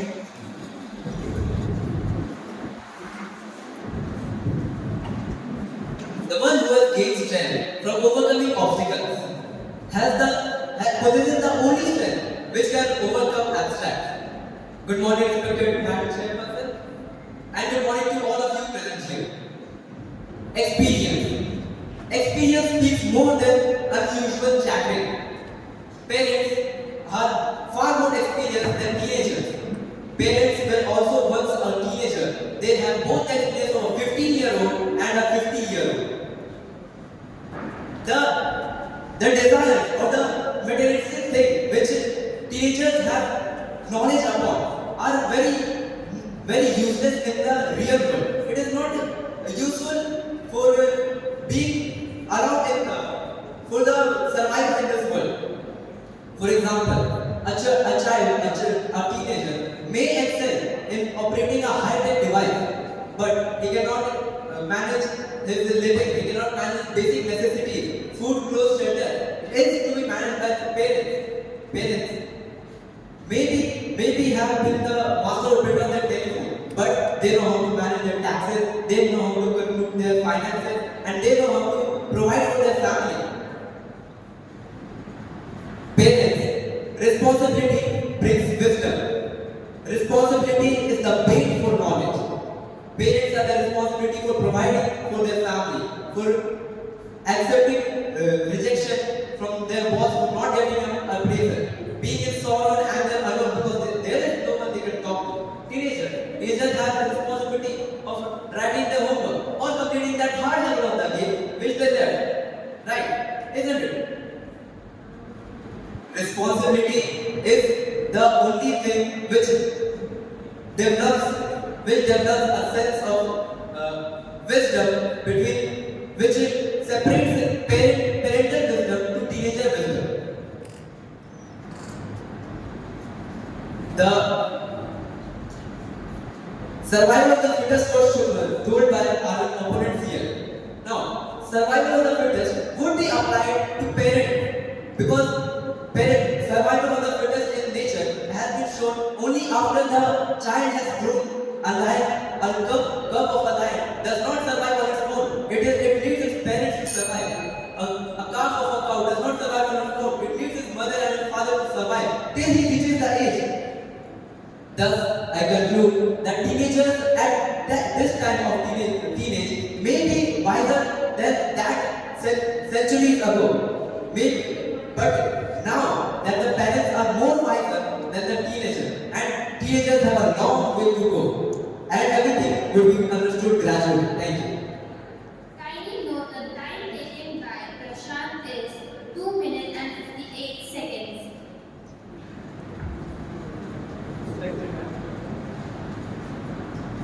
Respected Madam Chairperson, I would like to ask a question to my worthy opponent. As I mentioned in the speech that it's a parent's responsibility to complete the child's homework. Well, don't you think? I did not mention anywhere that it is a parent's responsibility to complete a child's homework. I told it is a child's responsibility to complete his homework. And I was talking about responsibility over the parents. Parents have the responsibility to manage their taxes, to provide for their family. And what responsibility does a teenager have to complete their homework? That was my point. You have misunderstood my point.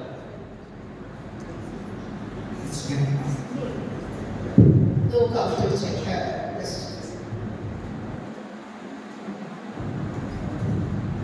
You differentiated between parental wisdom and teenage wisdom, right? And you also do that there was a teenage and then also a teenage. But you should also keep the aspect in mind that we are now in a modern and new world. It has new problems, new ideas, new solutions. Then they have their old startup mindset. Then how can you say that they can help you in this? See, the wisdom of this Islam hasn't changed in a significant amount. It is still almost the same. So everything does not revolve back to social media or technology. It does not mean if you can use technology and social media better than your parents, does not make you wiser than them. It just makes them a little unknown to the new technology. And then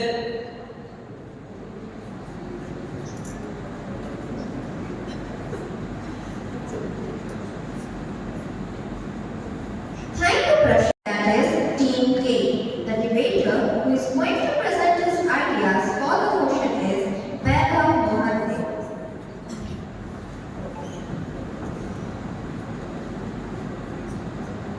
What is wisdom?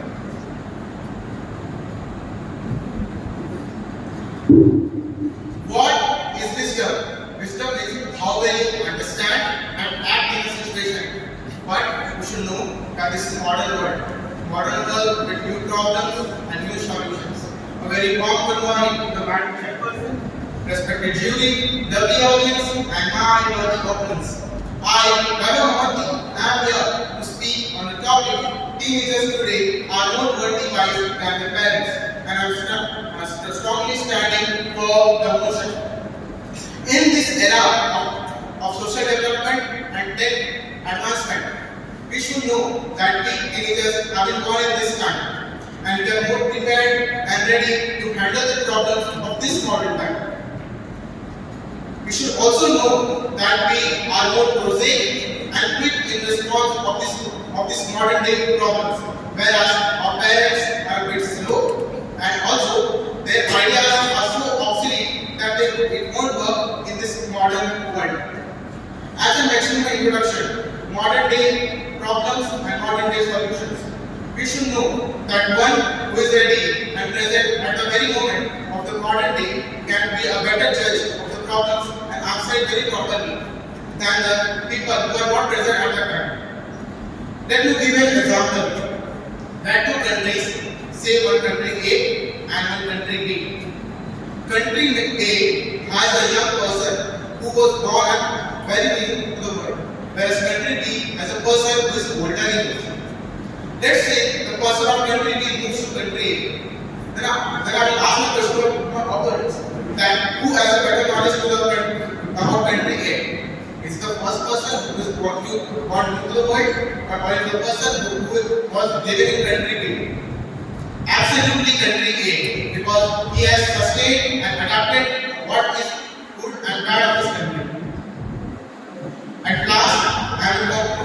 by saying that a lion is habituated of living in the forest and an eagle is habituated to live in the sky. If you ask a lion to go in the sky and tackle the problems of birds and other flying things, then it would be a very difficult process, and it would also it's a very difficult process, and also can force the person, force the lion to step back. I rest my case, but not my previous time.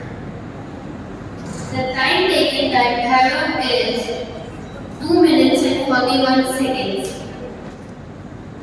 As you told about that country B has the person who stays in country B and don't have the knowledge about country A. But is it not that being wiser doesn't mean having knowledge, but it means that how to curtail that situation, how to prevail in every situation.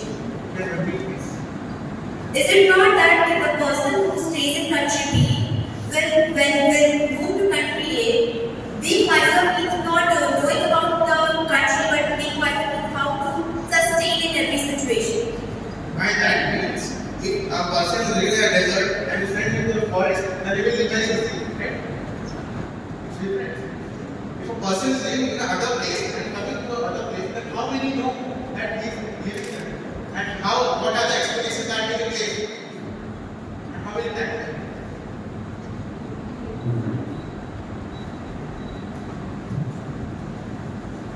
My worthy opponent, as you said, that the person living in country B will go to country A and he will obviously the country A person will have better knowledge. I don't think it has anything to do with teenage and parents, because even if myself as a teenager will go to a different country, of course the people of that country will know the country more than me, better than me. Please sharpen your mind, because I use country to practice of generation. That a person of older era is entering the era, and I'm living in that era. I'm born in that era, and I can easily understand and adapt the changes. And you should remember why great robbers are not so good in the land, because they cannot adapt the changes. And so, a older person cannot easily adapt to tackle the world.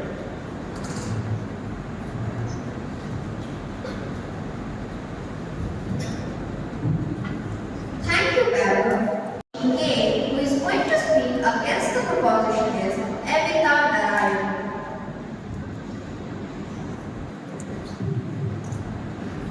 Wisdom comes from knowledge. Wisdom comes from experience.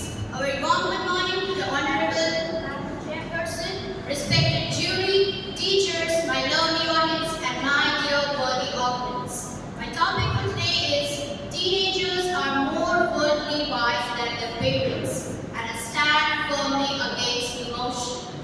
Well, teenagers today are not worldly wise, but they think themselves to be. The group of children from the age of 13 to 19 are termed as teenagers.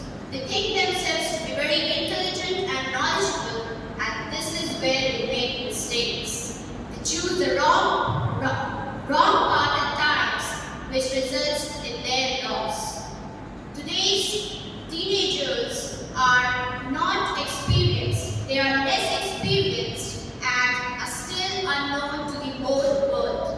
On the other hand, parents who have lived more than the teenagers are more experienced. They have gone through the ups and downs of their lives. They know how to face difficult situations with peace of mind. In short, they are worldly wise and more experienced than the teenagers. Now, let me give you an example from a movie. You must have heard and you must have watched this movie, Chichore. Well, in this movie, there is a child who had failed in his exams, and before the exams, he had promised his parents that after he passes the exams, they will together celebrate his victory. After he had failed the exams, he took situations in his own hands. Without even informing his parents about his results, he tried to commit suicide. Now, from this example, we can make out that the teenager, the child, thought that his decision was too reasonable, and he thought that he doesn't need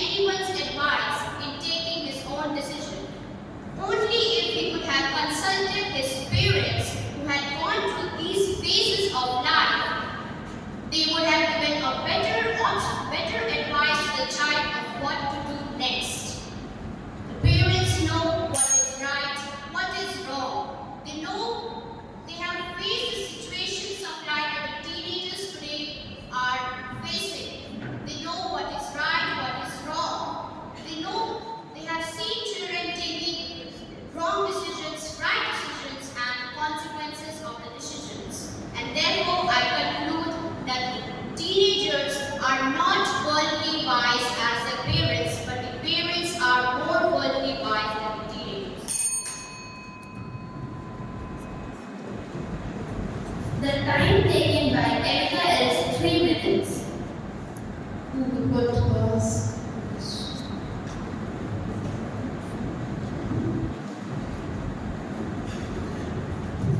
As you said that parents tell us about how we should deal with our situations. So they tell with their own experience. Their era was different and the era in which we are living is different. Different problem with different solution. So the problem which they face, if we are going to apply the same situation or the same solution to our problems, I don't think that everything will work right. Well, thank you for the opportunity question. But I want to say that even if their era was different and the situations were different, but the child can get some idea of how to deal with that situation.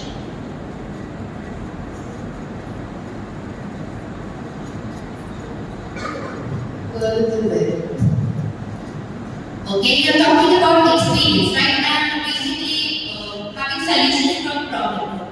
But what are problems in the modern world are not as the same the problems that we had before. The problems are now not just about tax or financial issues. The problems are much superficial than that. Feelings are knowing what to do next. Your parents aren't actually telling that because that is your own decision. But they can still advise you of what to do next, and that's your decision if you take the right advice or not. And then there are cases of suicides also, where in some cases the parents advise you not to feel pressure, but if the child is getting pressure, then it's his advice. It's the child's perspective of how he takes the situations, even after the advice given by the parents. Thank you. The anticipation in the air. It's time to call our next debater from Team L, Ayushi Joria, who is going to speak for the motion.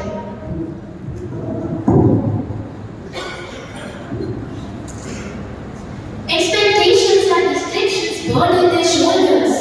The emotional baggage of others grieve their hearts. Yeah, they are no other than the teenagers of today who fall down, get up, and restart. I believe that it is these mental perturbations that shape them to be strong, firm, and smart. A very warm good morning to all our esteemed judges, Madam Chairperson, my worthy opponents, and the lovely audience. Today, I stand here to speak for the proposition. Teenagers are more worldly wise than their parents. Well, in this rapidly advancing world, everything is changing at a very fast pace. In the 90s, we used to use the button phones. Now we have access to smartphones, laptops, etc., and more, etc. In the 90s, India was treated as an inferior country. But now, we have fought and struggled to gain our position in the world market. So, don't you think that this rapidly progressing era can be best understood by the upcoming generations? Also, it is rightly said that one is best prompted during their adolescence. During our parents' adolescence, they did not have access to information and technology like we do at the tip of our fingers. So, don't you think that this information, technology, and the problems that we're facing, like cyberbullying, dual personalities, etc., are making us more and more smart and wise since we are being exposed to the reality of this world? And if we teenagers were not wise, would the parliament ever agree to lower the voting age from 21 to 18? Never.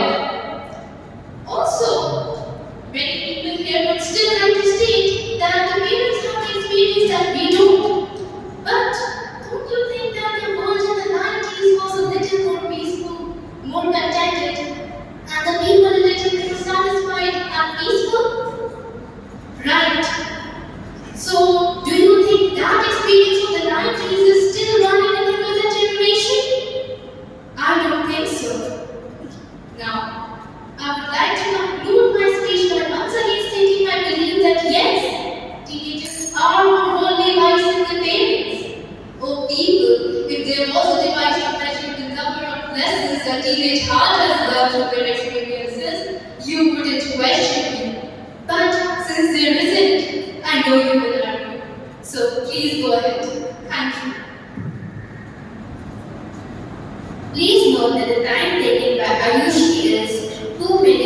48 seconds.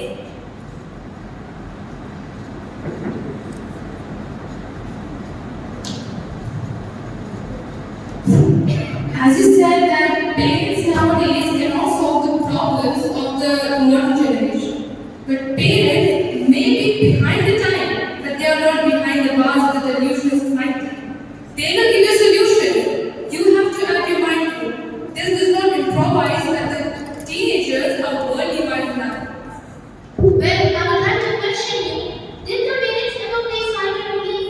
Did the parents experience all the fake personalities that you meet on the internet?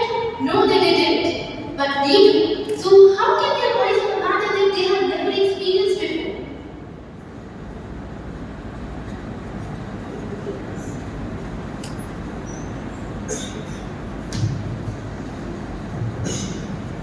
You said cyberbullying and dual personality, fake personality are not explained by parents.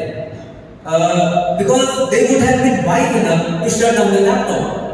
Now, cyberbullying is only happening because you are accepting it. If someone is bullying you online, what is your first response? To stay and cry? No, you should just stop it. You should stop accepting that. It is cyberbullying. What more do you expect? And when you talk about parents' time were more peaceful, it was not. They were riots. There were political parties fighting, common people dying on the roads. How can you say that times were more peaceful than these times? Well, you said that the parents' time were not more peaceful, but I'm talking about matters on the internet. And during those times, the people were a little less selfish. There was less competition. So yes, the world was a little more united than it is today, when everyone is just trying to race ahead of others and to meet others. Thank you, Ayushi. Rhythms provide against the motion.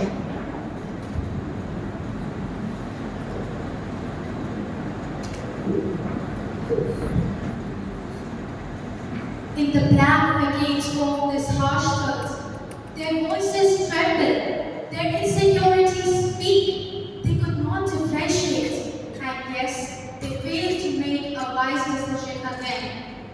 Good morning, respected Madam Chairperson, and everyone present here.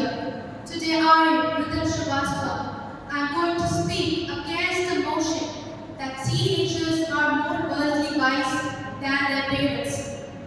We teenagers, exposed to the glamorous world, are yet in the phase of transformation from adolescence and are about to step to adulthood. We are seen as that wet and unbaked bricks whom some foolish mind used to construct a building. Our opinions go to and fro, through and through, and to and fro. We don't have a firm base of what we are speaking. Secondly, ditched several times, I would staunchly want to mention that teenagers are not yet adapted to the flipping personality of the world. Someone who's talking good to me might be feeding me sweet voices or is planning to stab me behind my back. Then how can we turn wiser if we are not able to differentiate who is good and who is bad? In contrast, our parents who have gone through our situations, maybe in 90s, but they have this knowledge, they have the experience, they have the practical wisdom, the morality which we teenagers lack, the emotional intelligence born in their minds, and we teenagers lack this. I would also like to mention the Gen Zs and Gen Alphas who are very much into the technology these days and social media. Don't you think they are on the brink to get misleaded? I was myself misleaded 2 years ago when I was 13 years old.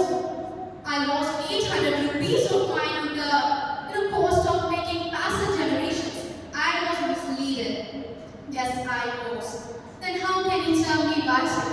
Not at all. It is not just about me, but the majority teenagers. Yes, there might be 1 to 2% of the teenagers' population who are wiser. But why? They might have undergone through the pressurized situations and responsibilities. But we are not. I would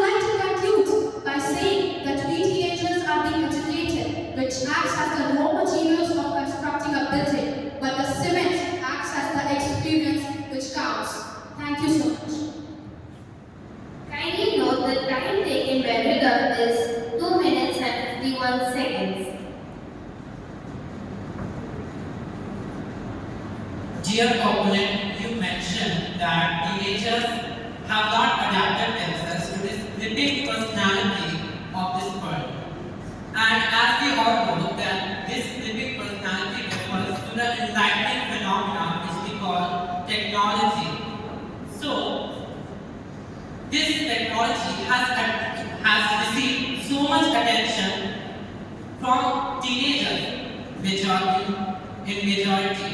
So how can we say that teenagers have not adapted themselves to this flipping personality, whereas they are instead of struggling, they are enjoying this technology in a smart manner? Thank you for the question, my worthy opponent. I guess you have a misconception. By flipping personality, I mean the dual personality possessed by the bird. I also quoted an example that someone who is sweet to me might be feeling sweet poisons to me. And we have not yet been adapted to make a difference or to consider a difference among them too. Thank you.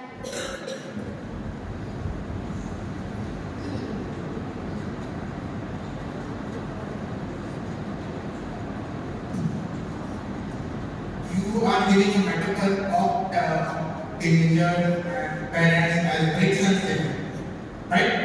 So the cement that you got experience around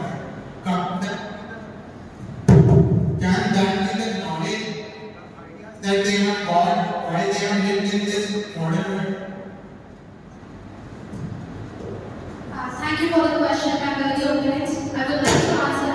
The knowledge is what comes first. Without knowledge, can you even hold an archery? If you don't know how to hold the archery, that is the first, the lessons and the knowledge comes first. And then you hold the archery and by the experience, you hit the goal. Thank you so much. Thank you for this category, which is Team M. The debater who is going to speak for the motion is Arnavi Bhavya.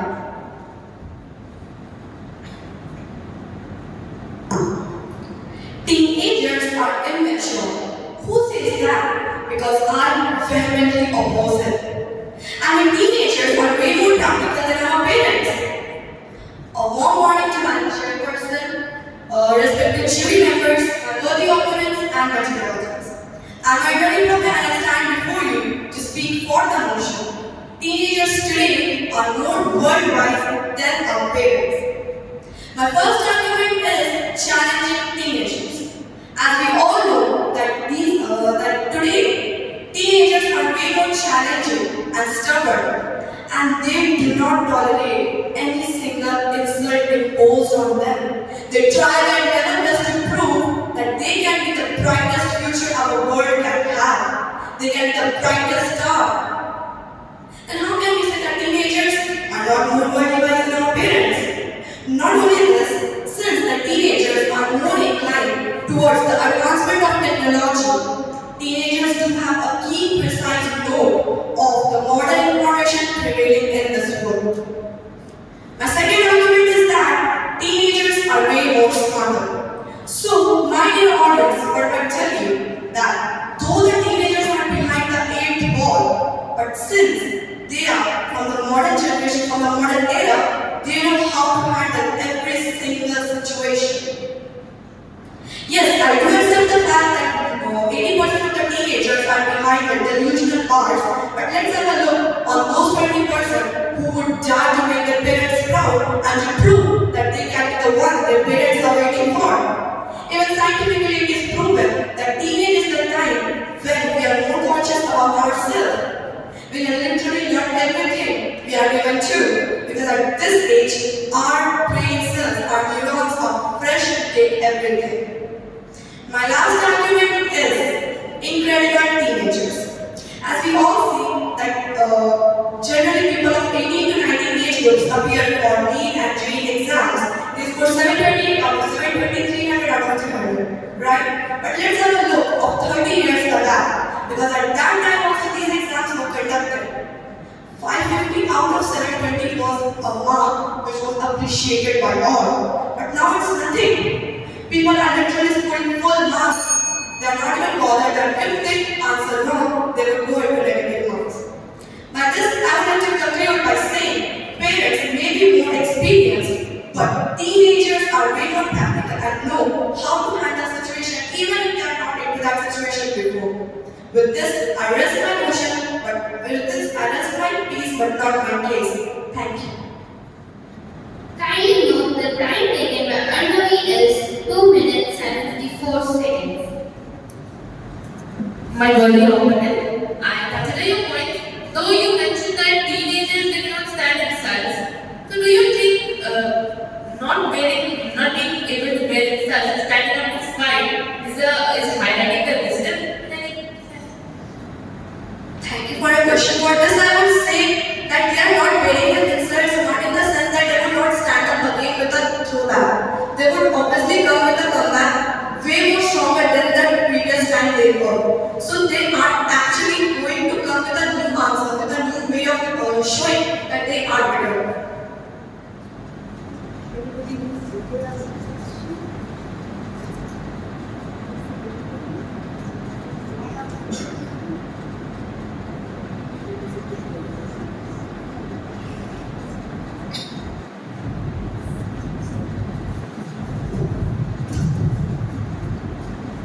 The wording, it's actually a misconception that now the scores in day and advance and need is 720 out of 720 and all, because the previous papers were really tough and it has been proven that Mridul Agarwal would not solve the paper of day advance 1978. So what are you doing about it?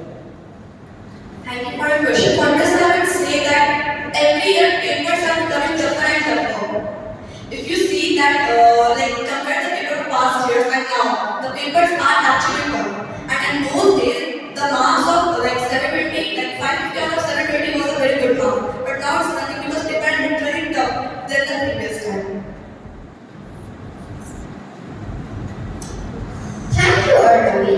It's time to welcome our debater, Sneha Kumari from Team M, who will speak against the proposition.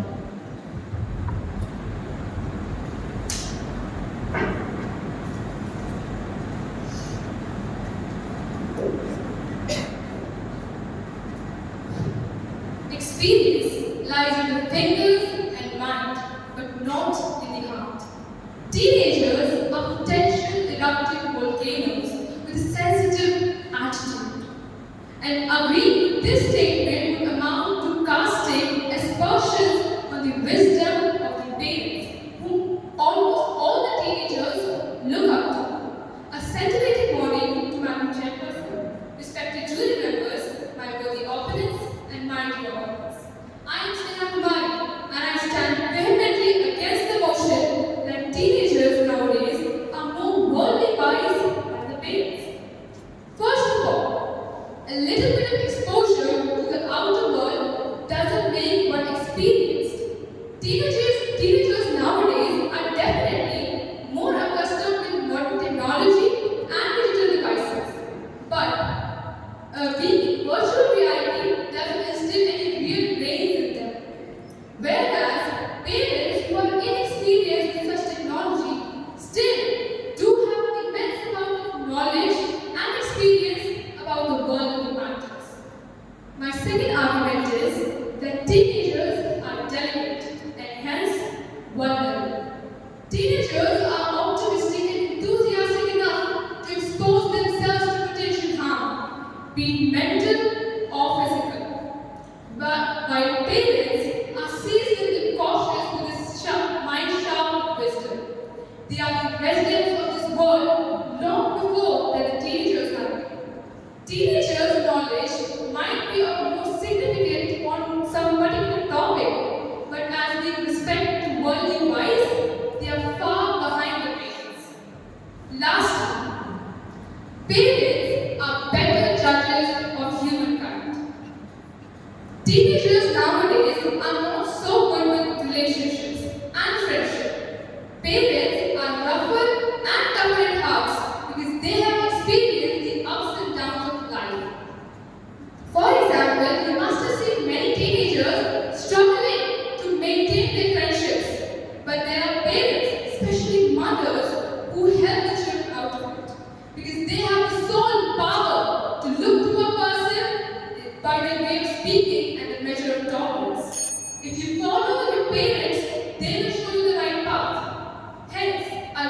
conclude by saying that it takes immense amount of years to build confidence, and wisdom comes with experience.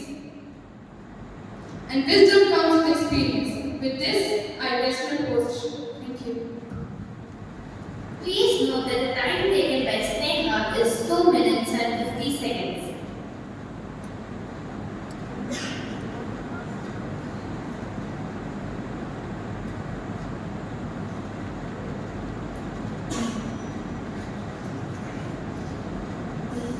Thank you, ma'am. You in your speech mentioned that teenagers are optimistic and very excited, and that's why they tend to make mistakes in their life. Well, ma'am, research states that there are 85% of teenagers who are either in depression or have attempted or have died due to suicide. And out of that 85% of the teenagers, majorly it is because of the pressure parents and the society put on them. Do you think it's a wise thing to do? I said that teenagers nowadays are optimistic and enthusiastic, and hence they expose themselves to potential harm. And they are vulnerable enough to take things on their heart. And I know it is a mistake of the parents and society as well to put pressure on the child. But the child is definitely not worldly wise if he is so vulnerable enough to take mistakes at heart. Thank you.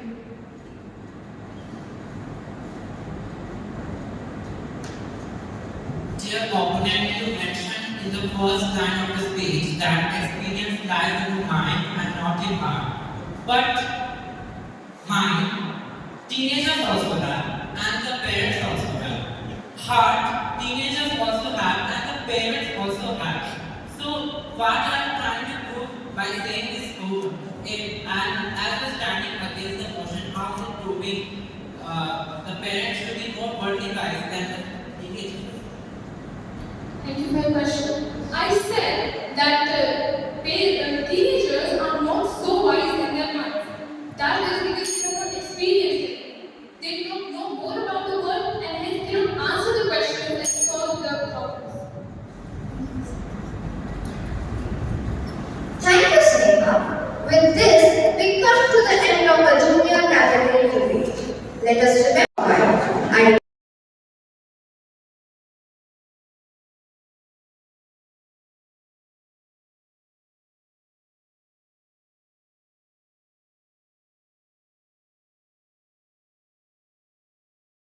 Judges, teachers, my worthy opponents, and my curious audience. I, Harshika Singh, is standing here to speak in favor of the motion that is artificial intelligence a threat to humanity? Is artificial intelligence a threat to humanity? The answer is yes, it is. First and foremost, everything has some advantages as well as some disadvantages.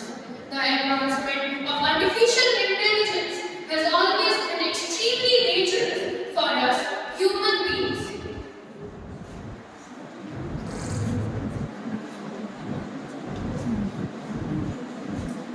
Development of new technologies, gadgets, and robots has always been a threat to us.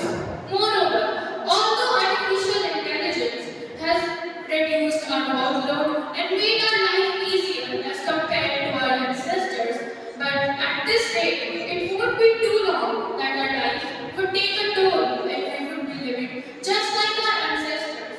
Our lives would be ruled by artificial intelligence, just like how British ruled our forefathers. Last but not the least, I would say that thousands of people are rendered jobless. We are dependent on artificial intelligence so much that we are clearly ignoring its side effects. In conclusion, I would say that we should rely on artificial intelligence as it is one of the biggest discoveries made by humans. But we should not trust it as much as so that it will harm us. Otherwise, the history will repeat itself and a blessing will turn into a curse. With this, I put rest to my words. Thank you. Time taken by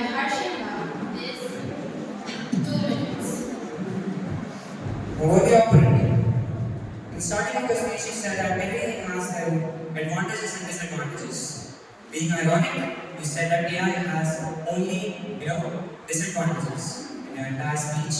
He also said that humans should be knowing how to use it, while saying that everything has their advantages and disadvantages. So did I have Well, I clearly said that everything has advantages and disadvantages, but I never mentioned in my speech that AI only has disadvantages. Of course, I'm speaking in favor, so I'm supposed to speak about the disadvantages and not about its advantages. Madam Chairperson, I would like to advocate for the opponent that you mentioned in your speech that development has always been a threat to humanity. Can you please explain and elaborate this point and how is development a threat to us always? I didn't say that development is a threat to humanity. I said that AI development can sometimes be a threat to humanity. Like the new job opportunities are taken from everyone. See, because of AI, a lot of job opportunities are being provided, but thousands of job opportunities are taken also. So isn't that a threat that people are rendered jobless? How will this bring their family?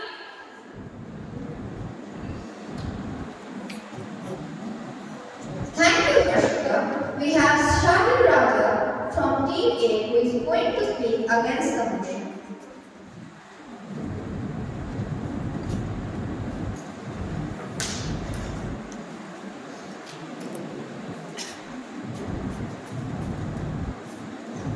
What do you think when you think about artificial intelligence, also referred as AI? Well, is it merely a software? If you think so, you are clearly wrong. It's not just a software, it's a blessing to us humans. A very warm welcome to Madam Chairperson, jury members, my worthy opponents, and the audience. My name is Sani Raza, and I stand before you to speak against the notion that this artificial intelligence is threat to humanity. Well, it's not. Let's see how. Artificial intelligence is rather a blessing which reduce our workload and generate idea for us and many other things which are still under research. It is a human tendency to hesitate in accepting something which is very new to us, even if it's a blessing, and that's why some people consider it as a threat. But in my point of view, it is not. And when it comes to threat, well, tell me something which do not have threat if it is used in the wrong way. Even water can satisfy our thirst if we drink it, but it can also drown us if we don't know how to swim. So all we have to do is learn how to swim before exploring the ocean. Similarly, artificial intelligence has a great potential in progressing our country in the field of defense, space, identification of criminals, and many more things.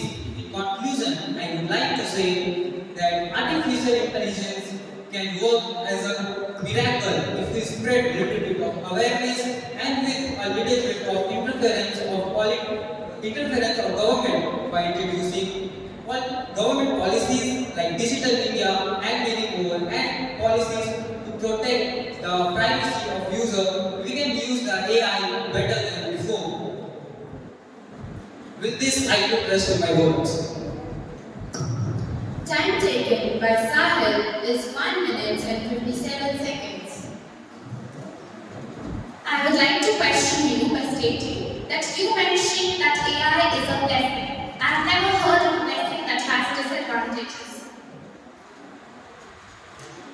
Well, my worthy opponent, your question is very to the point, and here I am with my answer. Well, blessing have disadvantages, but maybe not for some people. For some people it have advantage, and for some people it have disadvantage.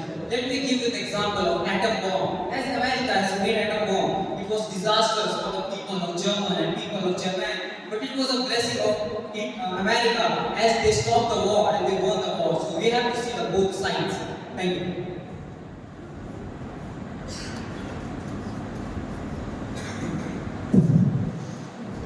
You mentioned in your speech that AI can be used for many industries like defense and criminal identification.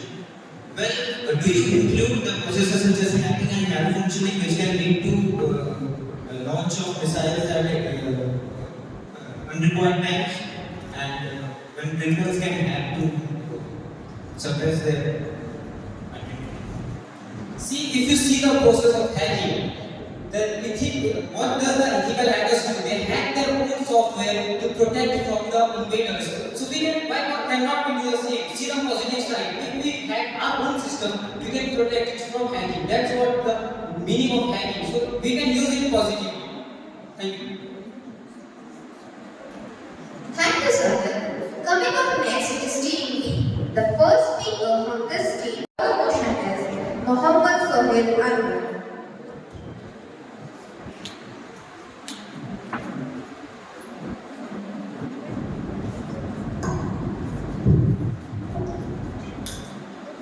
Good afternoon, Madam Chairperson, esteemed jury members, my worthy opponents, and my dear audience. Today I am up here to present my views for the motion. Well, a few days back, we were given an English project. We were asked to write a 1500-word essay on some topic as our holiday homework. When we came back, I was astonished to see that one of my friends had become a literary wizard as his essay was tremendously wise. I went to seek some advice and I would also become that literary legend. And the answer was, go and use ChatGPT. Well, here's where I put my first point. Students have started using ChatGPT as a resource for their projects and assignments. Well, when I say the word resource, this doesn't mean that they're getting help, but actually, ironically, they are just copy and paste. They are just copying and pasting the stuff. Now, these students are expected to give us a prosperous nation in the future. But can you imagine the lack of development that they will suffer if they don't put any effort in their projects and assignments? Well, this is a threat that AI can give us. My second argument again for the proposition is that we have witnessed cyber attackers, how they cleverly use the internet to ruin people's lives. Well, AI can now give them smartly carved out methods to do the same thing, and also can help them automatize their actions. Well, can you imagine the extent of destruction that this can create in the lives of people when the cyber attackers can create atrocities in the life of people with efficiently executing their horrendous plans? Well, this again is a threat that AI is giving. My third argument for the proposition is that there are many potential risks that AI entails because there can be many misinterpretations that can take place. Well, imagine that AI is instructed to save people's lives by eliminating cancer from the world, and it accomplishes its task by killing everyone around. Well, again, this is a threat that AI is giving. Henceforth, to conclude my viewpoint, AI is indeed a great innovation, but the potential risks that it entails has to be taken into consideration because the results it can lead to can be catastrophic. Here, I rest my proposition. Thank you. Kindly note that the time taken by Mohammad Sohail is 2 minutes and 51 seconds. My dear opponent, as you said, that there is chances of misinterpretation in AI. So I think every software has the chances of error, the margin of error. And if we don't go deep inside it, how can we improve it? So if we learn from it, do you think it's a solution to be away from AI and its danger? Well, I really appreciate that question, and the answer to that question is how certain nicely you develop a system, there can be similar, and the plan that we're having on AI is to execute it into very big responsibilities like surgeries and treating people in their health issues. Now imagine if there is a technical error or malfunction, what can happen? It can even lead to death of the person who is being treated. So it has to be taken into consideration. I think that's what life is. Nothing is perfect. We just have to take as much as profit as we can and reduce the chances of error. We do not have counterattack.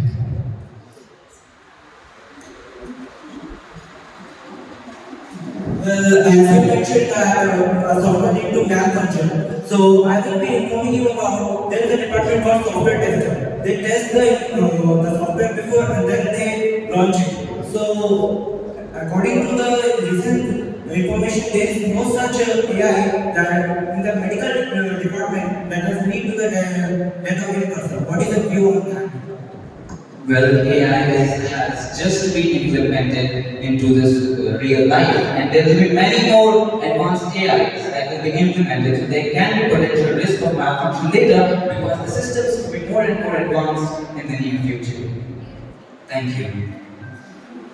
Thank you, Sophie. Coming to speak against the motion.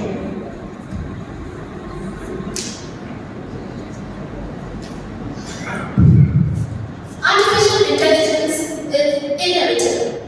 Machine learning has reached a level to which it is able to mimic close to or even better than human interactions.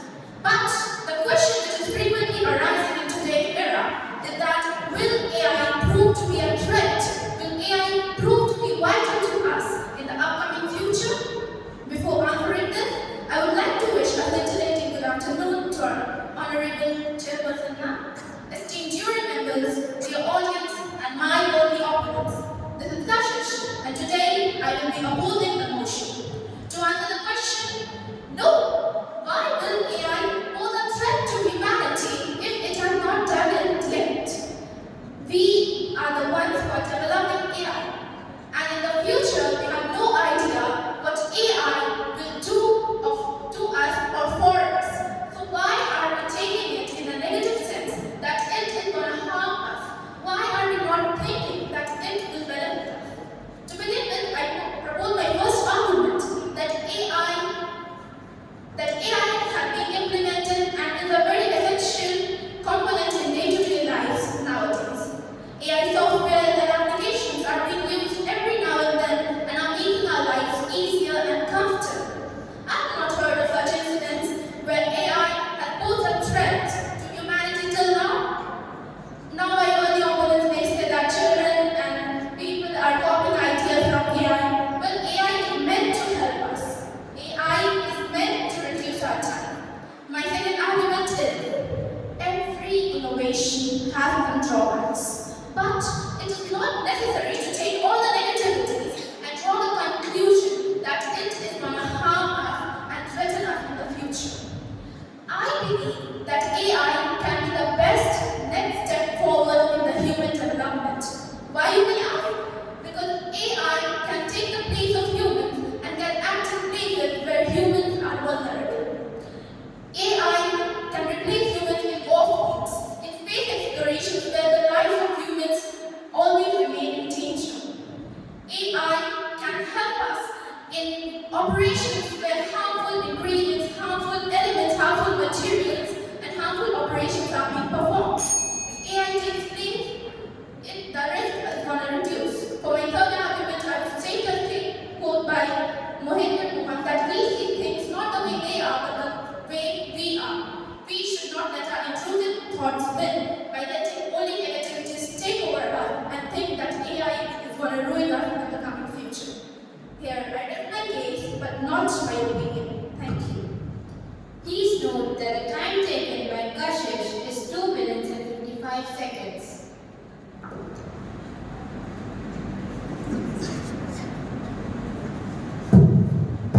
You said that artificial intelligence is making our lives easier. So I must say that great men have said that easiness leads to laziness. So what's your point on this? Well, thank you for the question, for the opponent. To answer you, I would say that every innovation which has been done till now is for the comfortability of human beings. Every innovation from digital to physical has been done for the advancement of human beings and for their comfortability. And so is artificial intelligence. And about laziness, we all are lazy. And it depends on us how we use AI, and we do not perform laziness in our day-to-day life. It depends on us, the humans who are using the artificial intelligence.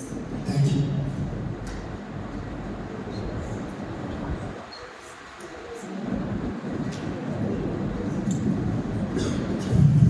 dear worthy opponent, you mentioned in your speech that there are no such incidents that harms the humanity. How can you justify this? Propose some facts that tell us that there are no such incidents till now that are proving that there is no harm to the humanity. Thank you for the question, my worthy opponent. To answer you, I would say that please do not underestimate the power of mankind's ability to adapt to situations and accept the factors which have been affecting them. From the past era, we have developed so much. Ancient era, the humans were not so intelligent, which we are now. And for the upcoming future, we are going to develop more and be more intelligent. So I would recommend you not to underestimate the humans' mindset. Thank you. Thank you, Kashish. We present to you our next team. Dimdesh Gupta from Team C is going to speak for the motion.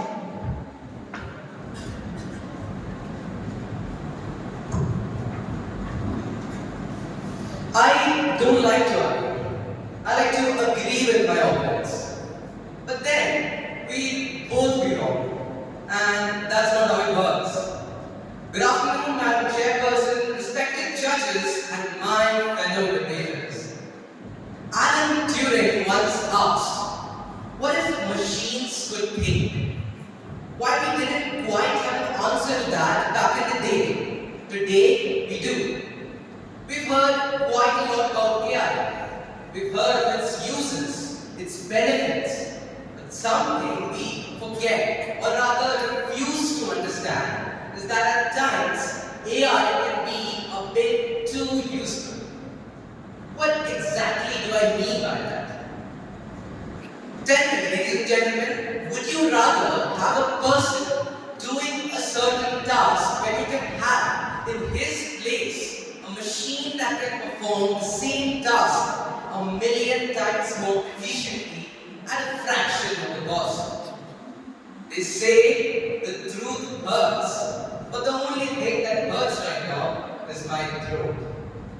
We are at the cusp of using AI in almost every field known to mankind. Banks use AI systems to organize operations, invest in stocks, and manage properties. In August 2001, AI systems defeated human beings in a financial trading competition. Another fact that concerns me is the increasing use of artificial intelligence in modern warfare. AI systems are trained to detect and eliminate opponents with pinpoint accuracy. Such deadly applications of artificial intelligence certainly pose a huge threat to humanity. We humans are the architects of our own fate. Machines are and always will be better than us. To ignore the obvious threat they pose to humanity and trying to compete with an all-knowing machine could very well be the beginning of the end for us human beings. Proud to propose. Thank you. Please note that the time taken by the Dimdesh is 2 minutes and 32 seconds.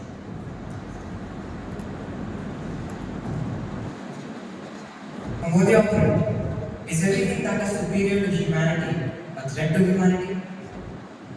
Well, I thank you, the opponent, for that wonderful question. In this case, yes it is. AI is better than us and it will surely replace us with the time to come. It will replace our jobs, leaving us jobless, leaving us without a source of income. And the paradox here is that we created AI, and as I said, we are the architects of our own fate. Here we have an example of something that we create that ends up doing more harm than good to us. I hope that answers your question.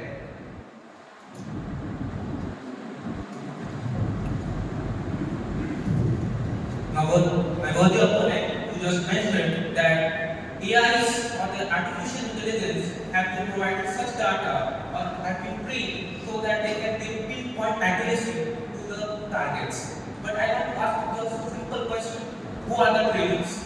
We human beings are the trainers, and we can undo the things which we have trained with artificial intelligence. That I'll have to go into some of the technicalities behind AI. We have these things called neural networks that mimic the neurons in your brains. Once you feed it information, it feeds on that information and builds new knowledge based on that. What I'm trying to say is that once you give some data to an AI, it will replicate that into a number of information, and it will use those pieces of information to complete the task it's being entrusted. So, to answer your question, I do believe that it will be a threat and that we cannot, reverse the harm we do. Thank you. Thank you, Dilkesh. I invite him to step onto the stage and present his views against the motion.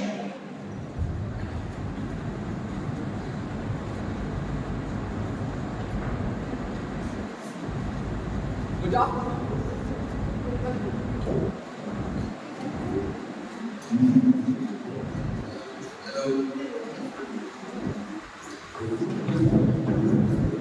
Good afternoon, respected Madam Chairperson, judges, and fellow debaters. Well, I could simply wrap up my arguments with just a single statement borrowed from Sun Tzu. Change is the only constant in life. Well, I have been given much more time than that, therefore I will explain it to you. We as humans can replicate any human organ, be it liver, kidney, anything except the brain. Why? The brain is an intricate network of millions and millions of neurons, and it is just scientifically impossible to create an artificial brain. This fact makes us the most powerful primate living on Earth. AI can be much more efficient than us. But does efficiency define us? We are defined by creativity, rational thinking, and emotions. When AI will replace our jobs, we as humans will create new jobs. Who trains these AI models? We do. I have gathered an interesting prospect with regard to employment. In the upcoming years, I believe that every company would wish to have its own AI model, and thus would employ more and more software engineers to employ and to create an AI model which is better than the existing ones. And this would create a race without a finish line. Instead of surrendering ourselves to AI, we can have rather innovative ideas to adhere to this change. For example, cyborgs. I know that may sound hilarious, comic, and a bit, too much. But listen to me. Automotive vehicles. The reality of today, endorsed by us by Tesla, was once written in children's magazines or storybooks many years ago. Who is to say that today's imagination cannot be tomorrow's future?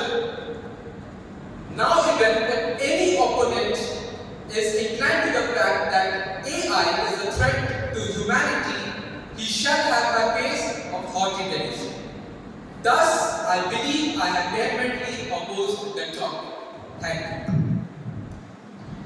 Kindly note that the time taken by Nathan is 2 minutes and 57 seconds. My worthy opponent, all the other organs in our body that we mentioned, the heart, the liver were complicated too. And when they can be replicated, let us not set our limits low. The brain can also be replicated, and don't you think that will pose a threat? Actually, it has been given to our notice that in certain magazines it is written that brain cannot be artificially created, and thus it cannot pose a threat because brain is an intricate network of millions and millions and millions of neurons. Can you understand the complexity that it has? I believe I have answered the question. My worthy opponent, you mentioned that in order to create robots or machines which are generated by AI, it will give employment to people. But what about the time when the world will be the work, when the world will have more people, will not have people working, but instead machines doing that for them? What about them? Thank you. That's a wonderful, great question. And that is when our creative urge would come into play. For example, I mentioned cyborgs. It may sound common, but it is a good fact that our brains can be merged into a machine, and therefore we could live for 100, 1,000, or become immortal. Thank you, Anthony. Now, for our next act, I call upon the next team, which is Team D. The debater who is going to present his ideas for the motion is Tamoji Mukherjee.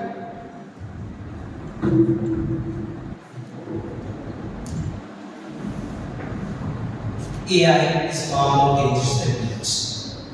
These were the words of Elon Musk in an interview when he was asked about his views about artificial intelligence. A very warm afternoon, Madam Chairperson, respected judges, my fellow debaters, and beloved audience. Today, I stand here to speak for the motion artificial intelligence is a threat to humanity. Thus, standing in the 21st century, that is the cyber age, we are very much well aware of the growing influence of artificial intelligence in our day-to-day lives. But I read it down that this influence has neither been positive nor very humanitarian. Even in its early ages, when it is still in development, AI is actually showing the true colors of it. It is actually a fox disguised as a sheep. Well, the first and foremost impact that AI will have is in the basic concepts like education, originality, and I would say literacy. Education, one of the main pillars of human development.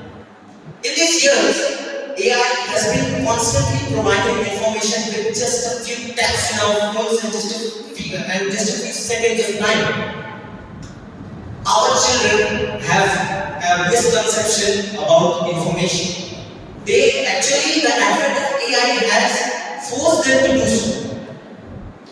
But if it would be only limited to information, I would still be contented. But AI has even increased its invasion in the field of creativeness, like composing a song, a poem, etc. I would like to elaborate my point with an example. In my last visit to one of my exams, I saw my cousin copying an essay from the ChatGPT. When I asked her, I inquired about it. She said, even friends and sometimes the teachers take help of it. Well, that's where AI strikes the basic pillar of us. Next, I would like to say that AI fails to impact, as my opponent said, the original human qualities of rationalism and originality. It fails to impart the human qualities of love and empathy. I would like to wind up my view with a quote from Mr. Arnold, who is a software developer at Google. He said, "Our dependency on AI is the biggest danger to humanity." Thank you. Please note that the time taken by Tamuji is 2 minutes and 49 seconds. Well, my fellow debater, you mentioned an anecdote regarding how your cousin probably was cheating from ChatGPT. Doesn't it raises another and a question on the child's willpower just because an appliance is there that you can use it? Will you use it? Please give it details. Actually, I wish to ask, instead of blaming the AI, shouldn't we blame the child's willpower? For example, you have alcohol in front of you. Would you treat it? Don't you have the willpower to resist it? Well, the current generation is so much exposed to such AI networks they cannot resist themselves. They are premature, they cannot resist themselves from using such tools.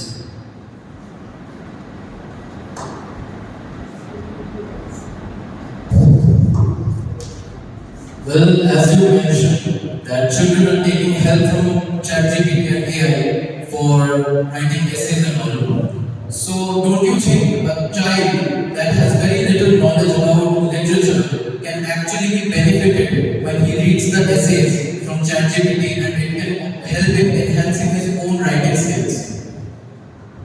Well, I would like to say that creativity is a characteristic of human beings, not AI.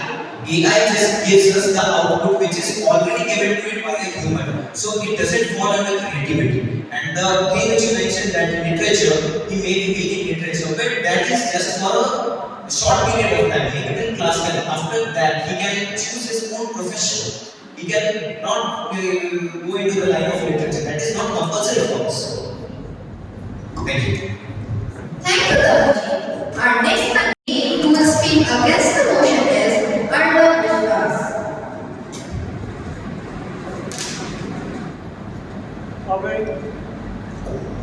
A very warm good morning to our respected chairman, esteemed judges, and my dear fellow deputies.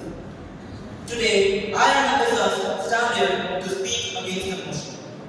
Well, starting in the era of 21st century, the modern world and using AI is quite important. The world is in development stage and it is geared up by AI. With the introduction of AI, India is becoming the software superpower. First of all, people don't know the meaning of AI. AI stands for artificial intelligence. It is a virtual human, not based on the real world, but on the virtual world. Well, we all are human beings. We cannot remember the past events. Now, if I ask a person that how many years have passed that we have got independence, we will not be able to tell. But our AI can. So, I would like to request my proponents to open the spectrum of criticism and see the benefits that AI has brought to us. Well, we all know that MNC companies have a large amount of network and they pay the salaries of larger. But I have a question that do humans calculate the amount or that they have network? It is the AI which takes care of it. AI divides the money AI produces.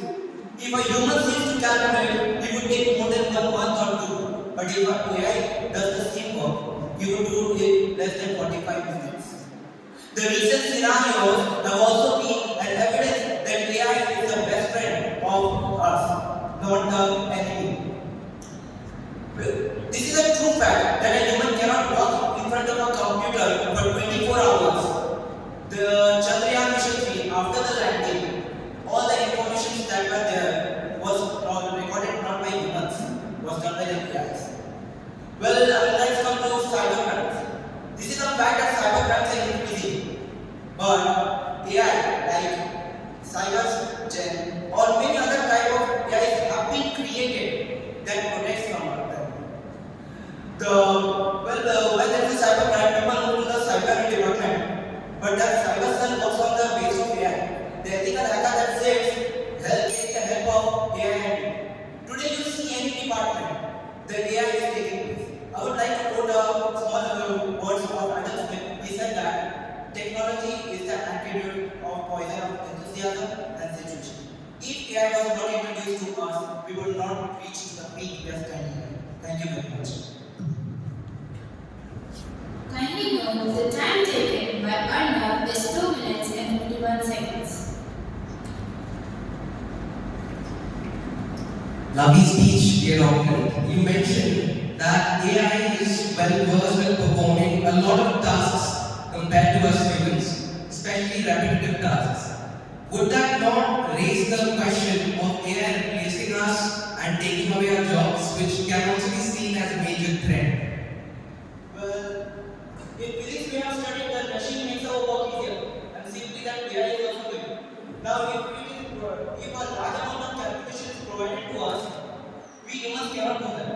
as you said that it is replacing us, I don't think that software engineering, without software engineers, AI can be made. So I don't think that your point is right that AI is replacing us.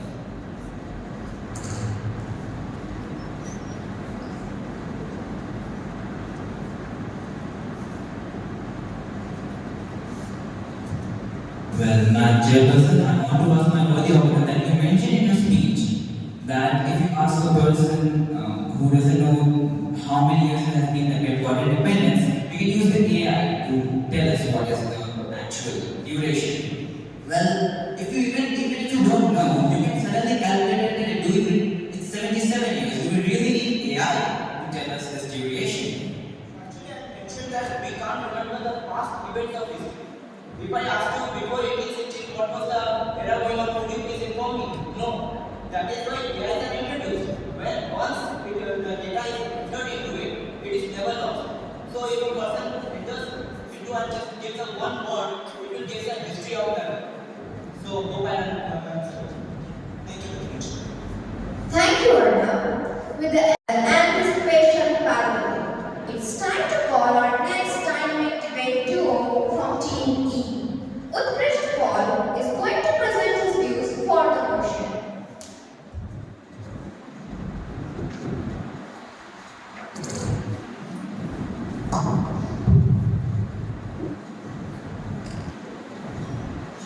It is well said by one of the greatest personality ever in the interview, Elon Musk. AI is the greatest threat to humanity. Good afternoon, Madam Chairperson present here, my esteemed judges, my worthy opponents, and wonderful audience. Today I, Utkrishт Paul, strongly stand for the motion that is artificial intelligence a threat to humanity? And I say it yes. When I was given the topic of my debate, I was thinking and praying to God to get my chat GPT with Buddy, my buddy, so-called buddy with me, to help me to get the points.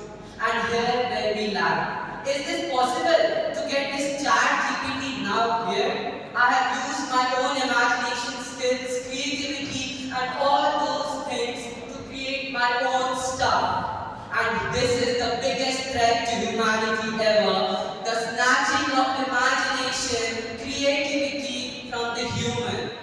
Snatching it away, we the humans were to discover the exact value of pi and calculate the exact value of radius. And today we humans are standing over here with no brains. Literally, to operate even a system, we have to look to the Google. And the military advancements that are taking place today, the weapons, the nuclear disasters that are taking place today in the country are creating a threat to humanity. And I would like to give an open challenge to my contestants to contradict me on this fact that Q-Star, an AI developed by OpenAI, recently fired its own chairperson, Sam Altman. And is this not a threat to humanity? We are struggling for our jobs today. And even after 10 years, we will be still struggling because AI will replace the human sitting on the bench and judging people, taking interviews, working on the laptops. This is what AI is doing today. It is creating a threat. Cyberbullying, all those things. The cyberbullying which is taking place. I would like to conclude here that cyberbullying taking place in our country, it is a tool to fool people, to get them into frauds, and they are using AI as a tool. I would like to conclude here by asking each and everyone a question that it will not replace AI today. AI will replace soon the human beings. Thank you. Please note that the time taken by Utkrishт is 2 minutes and 54 seconds.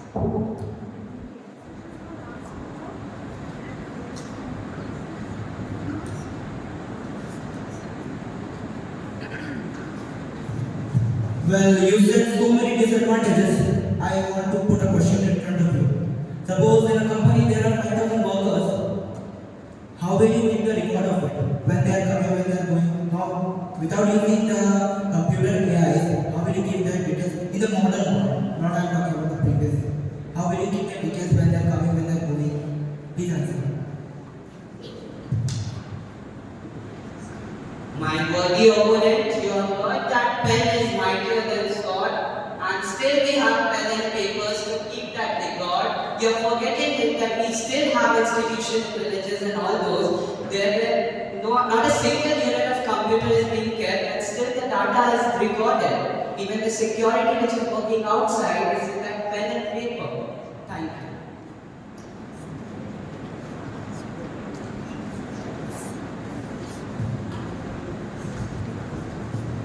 Madam Chairperson, I would like to ask my fellow debater that you talked about snatching of imagination of the human being by the AI. Well, as you also know and we do, that imagination and creation are the only properties in humans which makes us the most powerful beings on the planet.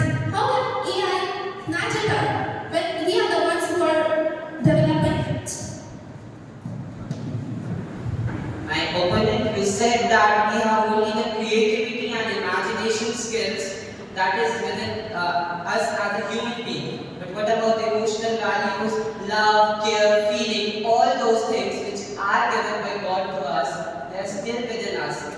There are at times when we have to judge or we have to give a reason or we have to answer a question logically. We cannot depend on AI too. Thank you. Distinguished Subhankar Chatterjee, who will speak against the motion.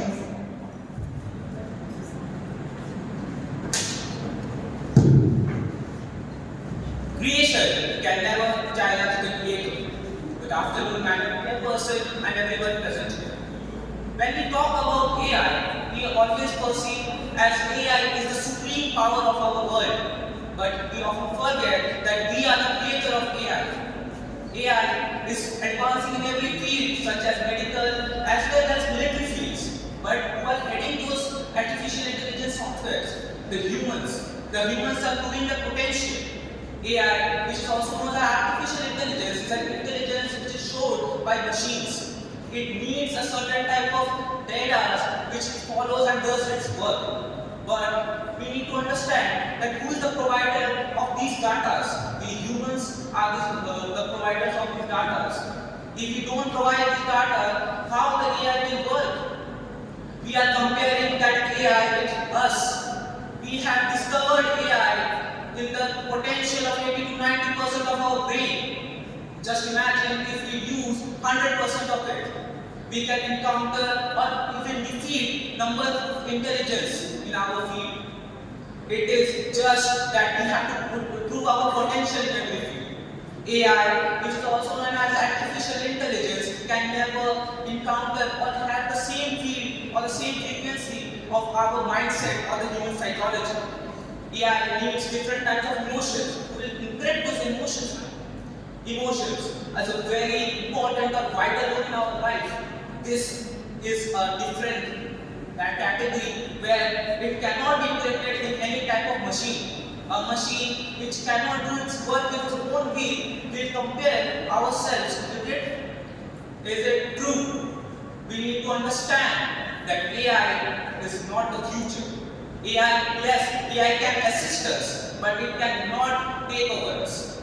When we are talking about artificial intelligence, then we need to understand that our potential is the biggest thing in the future. Humans cannot be replaced. If you want to replace humans, you have to cover a lot of aspects. Artificial intelligence cannot justify decisions. At times there are emotional aspects, but who will counter them? And machine which cannot speak, which cannot do work in its own way, will challenge us in our decision or our justice. A very small question when I conclude my speech. Doesn't AI have the power to challenge us? And a machine which cannot talk, which cannot speak in itself and needs instruction of humans can challenge us the potential of the humans. Kindly note the time taken by Shubhankar is 2 minutes and 47 seconds.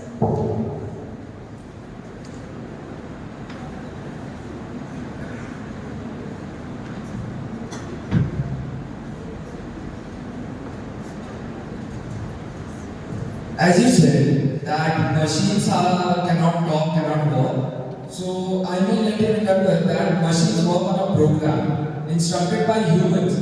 And sometimes when the algorithm is disturbed, machines go out of control. So what are your points on it?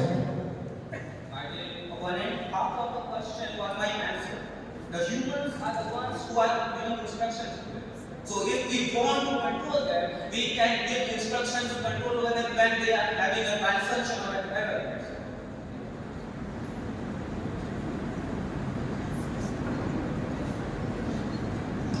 Well, Nagodi already mentioned in his speech that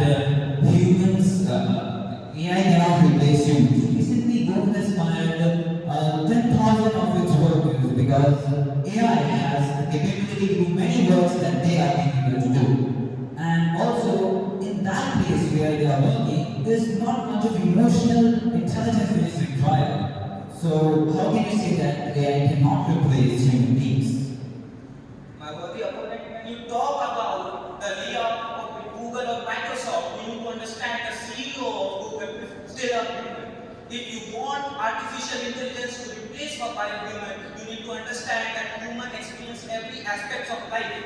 It needs to understand all the emotional aspects. When you are working in a company like Google or Microsoft, there will be situations where you have to take the decisions which will be emotionally influenced. So each and every person needs its own category, each and every component of its life has its own designation.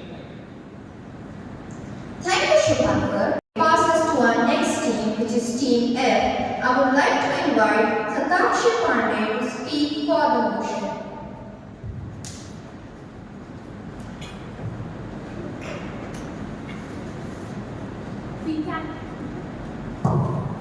We can no longer take a relieving ocean day because our iPhones will get to it. No adventurous life until it goes live on Instagram. We do not have emotions on place because artificial intelligence has killed emotional intelligence. A very good afternoon to Madam Chairperson, esteemed judges, and my worthy audience. Today I stand here to speak for the proposition. Humans have a tendency to develop. We don't stay at the same place where we once were. And in this journey of developing, I have seen humanity decline. Well, diminish. We have just had a case from the Supreme Court where the advocate had presented evidences which were made by the ChatGPT. It was not real at all. Same ways, in previous times, talking about Mother Veronica, the founder of Grammar School, she had sacrificed sugar for the poor, to teach sewing to the poor. And she had done it because she had her emotions at place which we have lost. Coming to the road to Denali, founder of Denali School, he had come all the way to India to learn Sanskrit and Vedas. Imagine a scenario where he would have had ChatGPT in his hands, tools with artificial intelligence. He would have just typed, teach me Sanskrit, and it would be there flashing on his screen. He would not have turned to such a position where he would become the biggest saint known to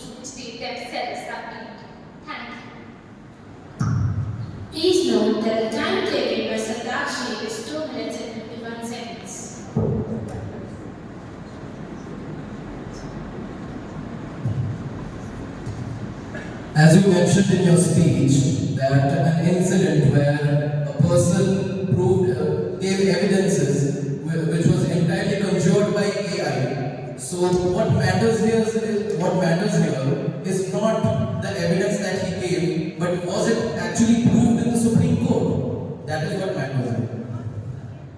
My answer to my worthy opponent is that this is the news from India's Times 1 week back. If you wish, you can check it.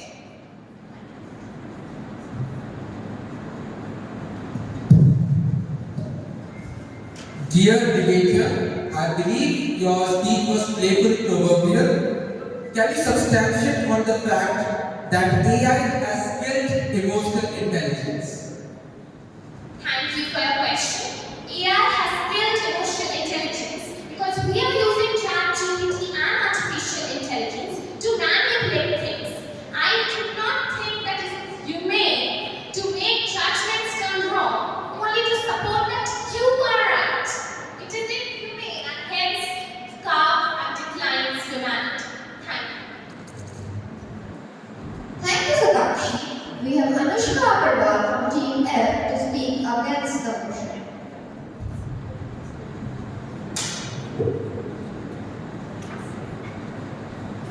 Oh, you say development.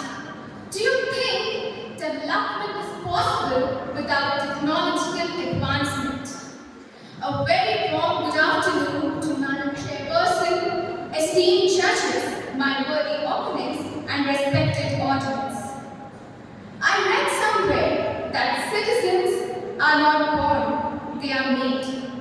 The values of humanity are instilled within them.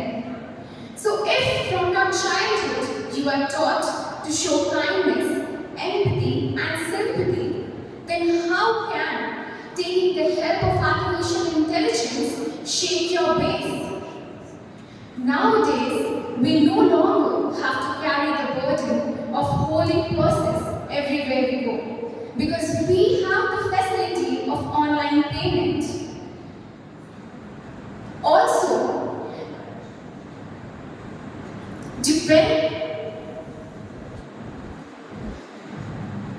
when India was suffering from COVID-19 and everywhere we had lockdown, the students were struggling.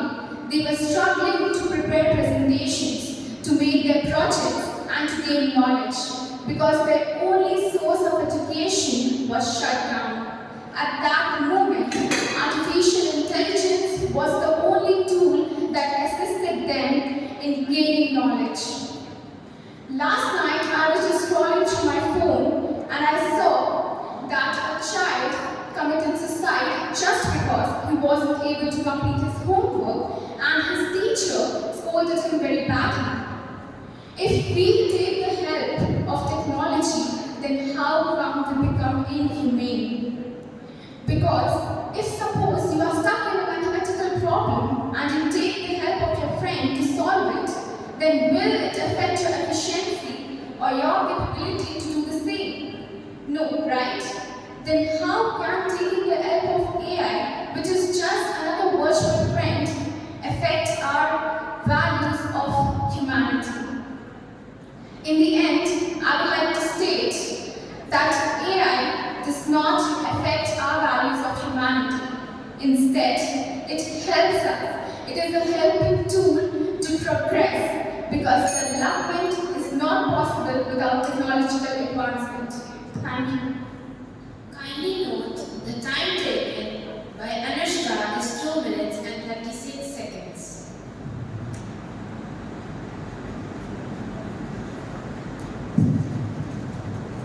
Well, my worthy opponent, you mentioned in your speech that if the qualities of humanity are taught to us from the very small age, it is enthroned in our hearts, right? I see in the near future, AI will have a very large impact over the thoughtfulness of humanity. What do you think? Who is going to teach us those qualities when AI takes over us?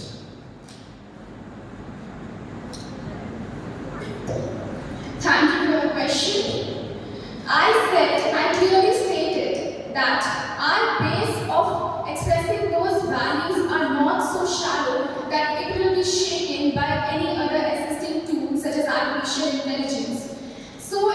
future, I don't think that the artificial intelligence will overpower our beliefs.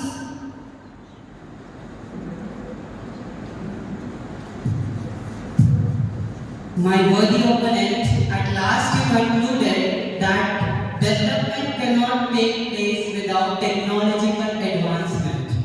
I would like to contradict you over here that in times of Aryabhat, he invented zero, and that time no technological advancement had taken place.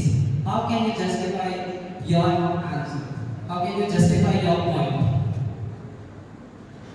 It is human nature to evolve continuously. During the olden times, people had patience. They had the patience to sit over a topic and to find a solution for it. But in today's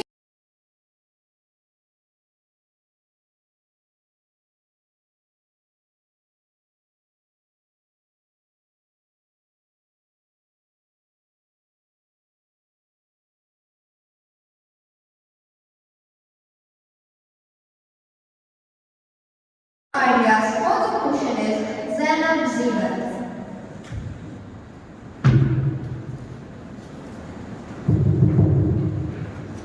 In the long term, artificial intelligence and automations are going to take over the purpose of human. A very warm good afternoon to all honorable Chairperson Madam, esteemed judges, and all the audience present in this august house. I, Zainab stand before you to express my views on the topic, is AI a threat to humanity? And I firmly stand for the topic. Before I dive into the debate, I would first like to explain what AI is. AI is the development in computer system that performs certain tasks which require human intelligence like learning, decision making, etc. My first constructive would be that AI is killing creativity and imagination of the ingenious minds.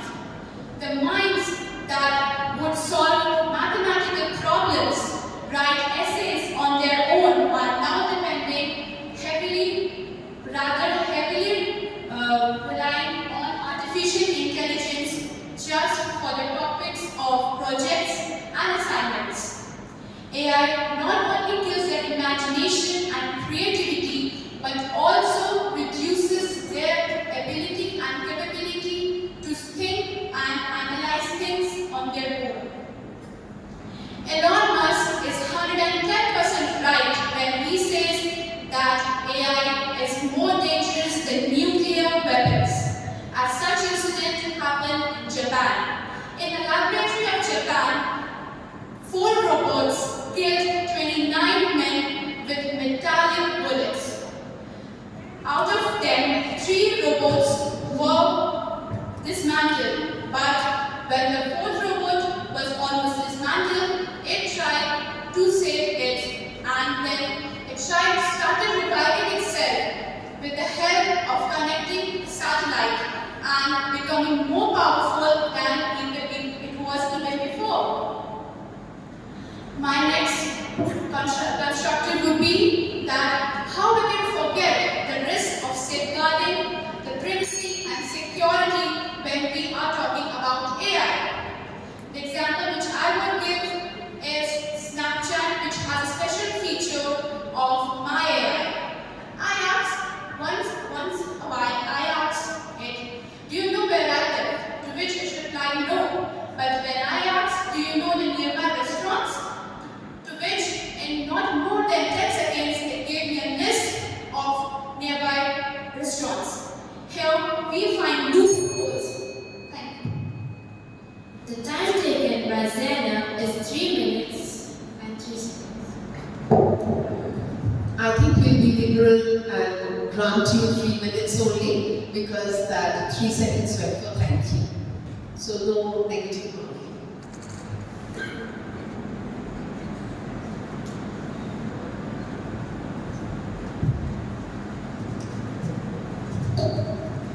Madam Chairperson, I would like to ask my worthy opponent speech you stated that AI kills creativity and imagination. But don't you think that AI itself is the result of human intelligence and creativity? Thank you for that question, my worthy opponent. I will answer it by again repeating my lines which I used in my speech, that the ingenious minds which used to solve problems on their own, the mathematical problems, and write essays on their own are now depending, heavily relying on artificial intelligence, like they are using ChatGPT.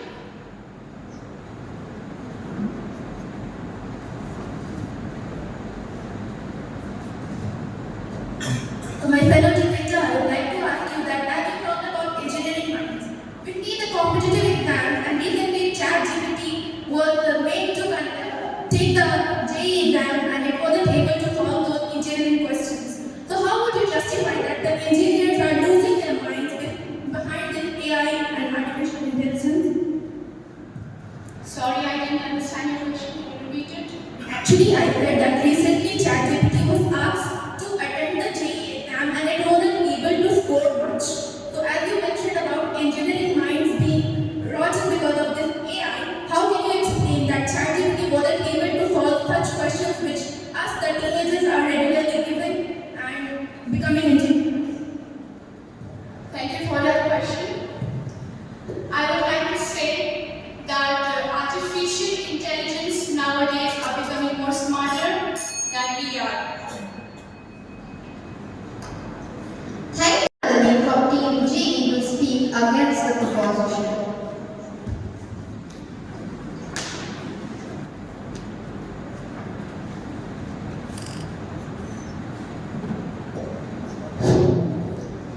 Future belongs to those who believe in the power of AI. Rightly said by Bezos. Now, a very warm good morning to our Madam Chairperson, esteemed judges, and to the audience present in this Augusta House. Today, I, Shikha, stand in front of you to express my views against the topic. Is artificial intelligence a threat to humanity? Now, before diving into the constructives, let me tell you what is AI. AI is the ability of the machines to mimic the cognitive abilities of human beings, that is, thinking, reasoning. Now, to present my constructives, I would start with the first constructive. Now, my first constructive would be that AI helps in reducing the human errors. It is well known that humans are more prone to make errors than AI. That is, the machines. That is one of the major reasons why today's medical science field are more relying towards the AI for performing surgeries or for research than experienced doctors. Though also the fact that genome sequencing research, which was done by AI, would not have been done by the experienced doctors. My second constructive would be that while my worthy opponent stated that AI is adding to the prevalence of unemployment, I would like to correct them by telling them that a recent report, that is Indian Economic Forum's report, stated that while AI is dismantling 83 million jobs, it is also providing 97 million jobs. That is, it is creating more jobs than it is dismantling. Therefore, to say that AI will replace humans is completely wrong. My third proposition would be that in today's era of digitalization, where all of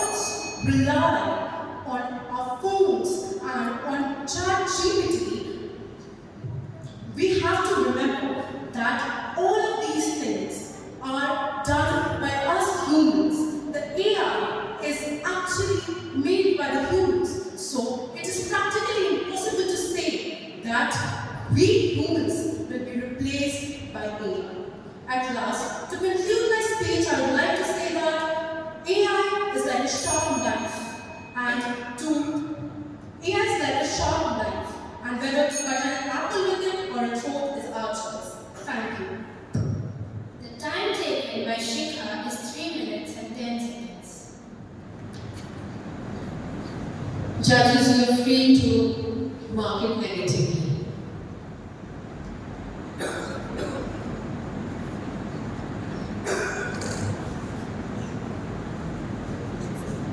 You mentioned somewhere in your speech, dear, that AI has the ability to do what many skilled scientists or doctors fail to do. If you can say that AI can do such skilled tasks, think of the unskilled laborers it would replace if we use it to the fullest of its abilities. My worthy opponent, thank you for your question. But I would also like to remind you that the very next point I mentioned that AI, they are dismantling few jobs as all of you have stated, but they are creating more jobs than they are dismantling. So how can you say that we humans will be completely unemployed in the near future? Thank you.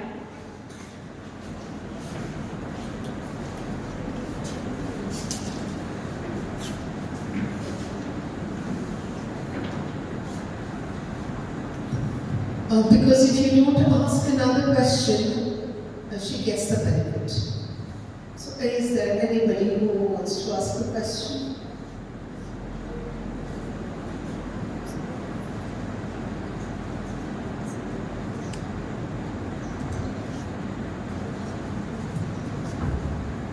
Madam Chairperson, I would like to ask my worthy opponent that you mentioning about introducing artificial intelligence into health field.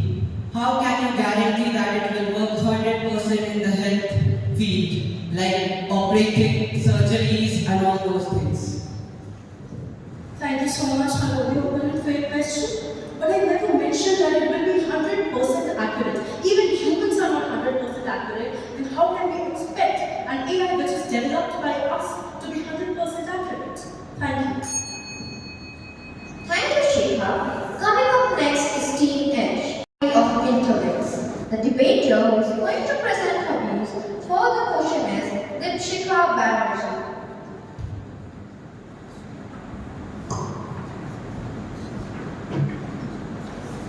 A few days back, when my Airtel SIM was not functioning properly, I called at the help center. And to my surprise, I couldn't make out that was that a human speaking to me or an AI-generated creature. And then I realized that we are slowly and gradually being led into a catastrophe from which we will find it difficult to unleash ourselves. A very warm good afternoon to our respected chairperson, madam, reputed members of the jury, my worthy opponents, and my lovely audience. At times, optimism can lead you into a mirage distant from the reality. My humble request to all the humans present here is that please do not believe that AI is not posing a threat to humanity, because it is. Now, when we are talking about jobs being replaced by robots, yes, it is.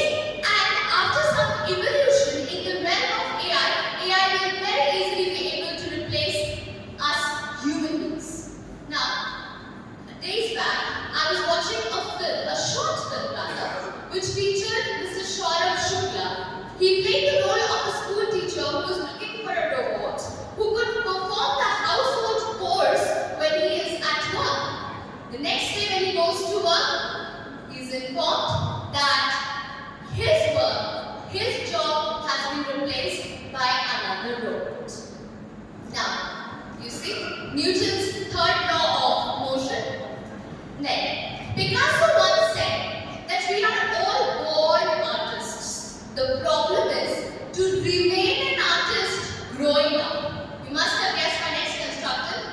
AI is being responsible for killing the creativity of young minds. And you know what? I now feel the scene of Three Idiots quite relevant. There will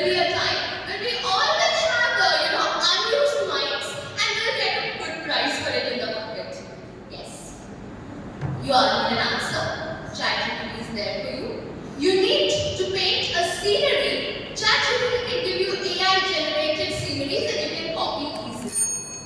Now, my next instruction is about deepfake.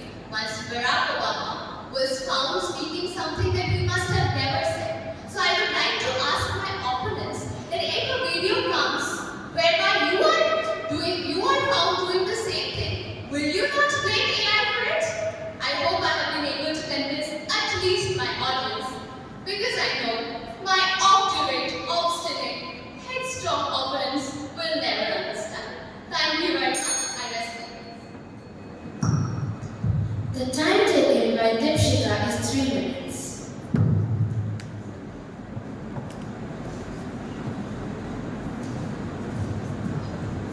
My only friend, you asked, and only query that a robot can replace a teacher. Is it that easy? A teacher which has life experiences can answer questions which are asked by students which are very creative, because students at a very young age can think out of the box questions, and robot which has a certain number of instructions or knowledge can answer those questions. Well, my worthy opponent, thank you for the question first and foremost. The film that I talked about was on a future prospect. So we do not know what will happen in future. But yes, when we say that AI is posing a threat to the jobs, it may pose. Thank you very much. Madam Chairperson, I have a question. Well, as you said that AI is destroying everything, and so I want to ask a question to you that Tesla works on automatic mode. How does it work? It doesn't. It is not driven by humans. How does it work? And it is a part of a creativity. My worthy opponent, can you please be more specific? I said that Tesla is a car. It works on autopilot mode. It is not driven by human beings. So it is a part of creativity only. How does it is working on AI? And it is a part of innovation. Thank you very much for the question. Now imagine Tesla comes to India. Now when it is, as you state, automated, let me tell you, it will replace the jobs of so many drivers you never know, and that will lead to unemployment in India. So don't you think that is a bigger threat than this innovation? Thank you very much. Thank you, Dipshika. Hess will speak against the motion.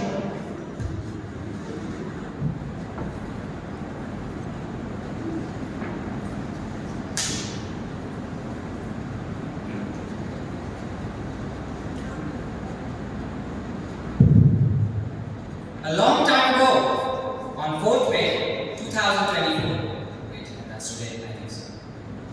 Team E, right? There was a boy who was speaking. The power went out. He was still speaking. Technology, right? This is technology. He was seeking help from technology. Technology betrayed him. He was becoming independent. Take it to AI. Today, when we are dependent on AI, why can't we just seek help from AI while being independent? If he can, we can. What do we have a human brain for? It's to discern between the right and wrong, right? When we know where to start, why can't we learn where to stop? A very warm good morning to our chairperson and jurists, beloved audience, and our worthy audience. Humans, possessing the most powerful brain on this planet, right? We like to replicate everything, surpass even our own levels. We wanted to replicate the human brain, could not make the AI, artificial intelligence. Now the AI has not even started spreading its legs over the space of the world, and my opponents are worried that AI is a threat to humanity, and I stand against the motion. The same old rant, jobs are in danger, jobs are in danger. AI is creating more jobs. Why can't we look at the web developers, the prompt engineers, the safety technicians working there? To some extent, I do agree that some white-collar jobs are in danger. But don't you think that here, development plays a role? From the plows used in the fields to tractors, there was a development in the technology. So why are you blaming AI for that? AI is there to assist you, to help you, not wage war against humanity. Now it's a different case if my opponents are becoming cynical and blaming every helpful person as a threat to them.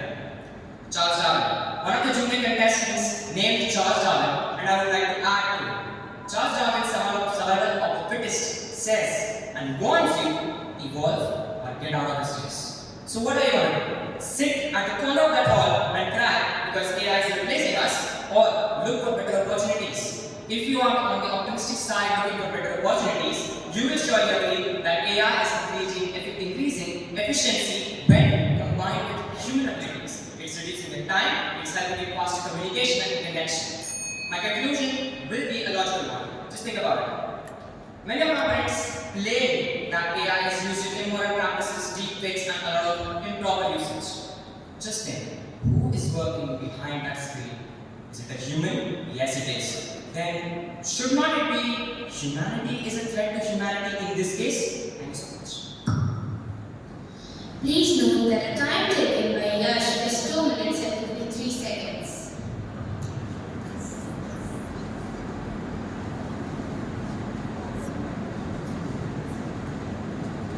My worthy opportunity mentioned about migrating from using plows to tractors in the fields. Let me remind you that during the Industrial Revolution, hordes of people lost their jobs, and that is exactly what I'm afraid of will happen again if we allow artificial intelligence to take over. How do you justify your claim here?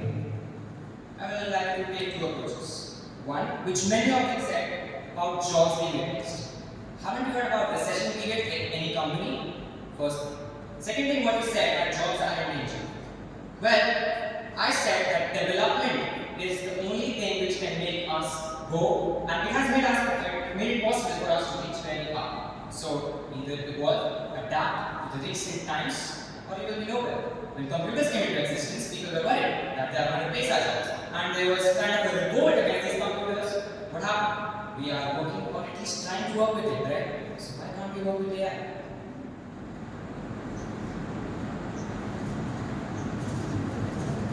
My opponent, you mentioned that AI helps us to increase our efficiency, right?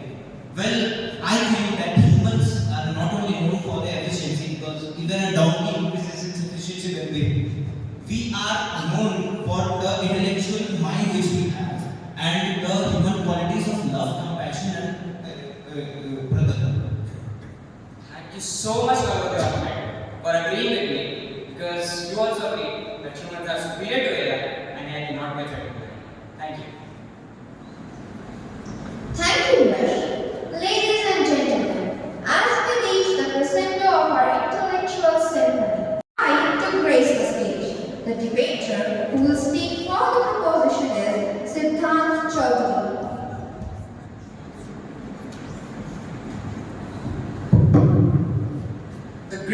The creation of Iron Man by Marvel was made that Iron Man is a superhero.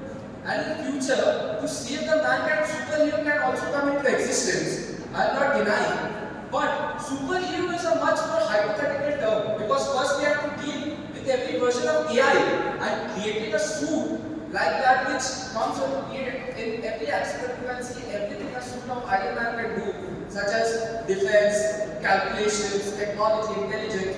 So reaching the level of the superhero is now quite not possible, but artificial intelligence robots, they are possible because they are already in the markets and testings are going on.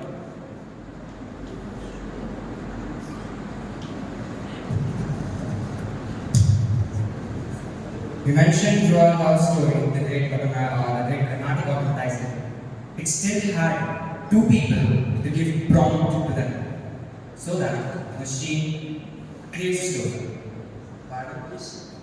You mentioned Roald Dahl's story, right? It still had the automatic machine still had two people to give prompt to that machine, so that it creates a story. How would you explain that artificial intelligence is a threat to them when they are controlling it? See, if I tell you that Elon Musk company OpenAI is the main operator of ChatGPT, so in future the AI may develop themselves in such a way that they can write programs on their own. So with that perspective, the AI in future can also make decisions on their own. And as I have also stated that AI doesn't have any feelings. So it can be also a threat to the humanity. Thank you. Thank you, Siddhant. Saptarshi will be speaking against the motion. Interestingly, last night I was discussing with my father about artificial intelligence and its threats. And my father just said one thing, that one who cannot change himself with the changing circumstances must blame himself before blaming the circumstances. A warm good afternoon to one and all present here. Respected chairperson, jury members, my dear audience, and my worthy contenders. Let's quote a basic example from our history. In history, we have seen in the 1950s when computers were first invented and when it gained popularity, so many people. Madam Chairperson, I would like to ask my opponent the question that you mentioned in your speech that when computer came into existence, everyone was freaked out, but later they was adapted. They were adapted with computers. And same is the case with AI. But if you operate the computer, it will do the work more efficiently than you can do. Nothing more. But AI will learn from what you have done, and next time it will do the thing on itself, not with your help. So it's not the same thing. Can you please explain? Well, that is the exact definition of development. Humans have been developing all throughout the history. And I don't think there is any better alternative to a machine that can learn from its own mistakes and never make those mistakes further. So I think it's a great thing for humanity.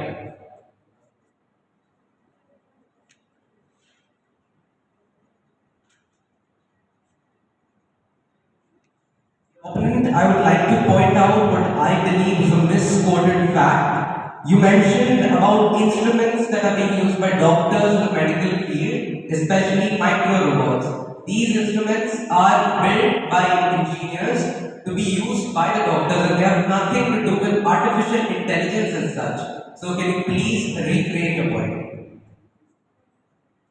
Well, artificial intelligence is being used because mostly, even if not today, but in future, we can very well expect circumstances where such micro robots have their own intelligence and without even a command from any external source, they can remove such ailments from the body. Thank you, Saptarshi. With this, we come to the end of the senior category debate.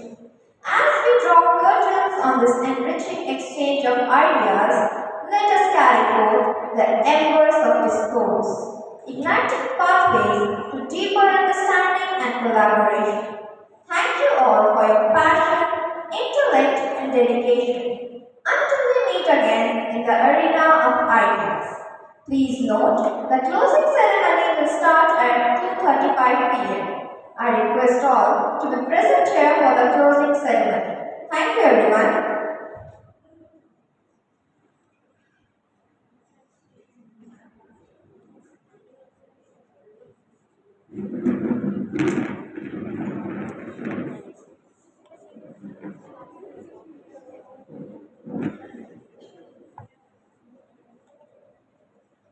In case you're thinking, what am I chatting with them? Not ChatGPT.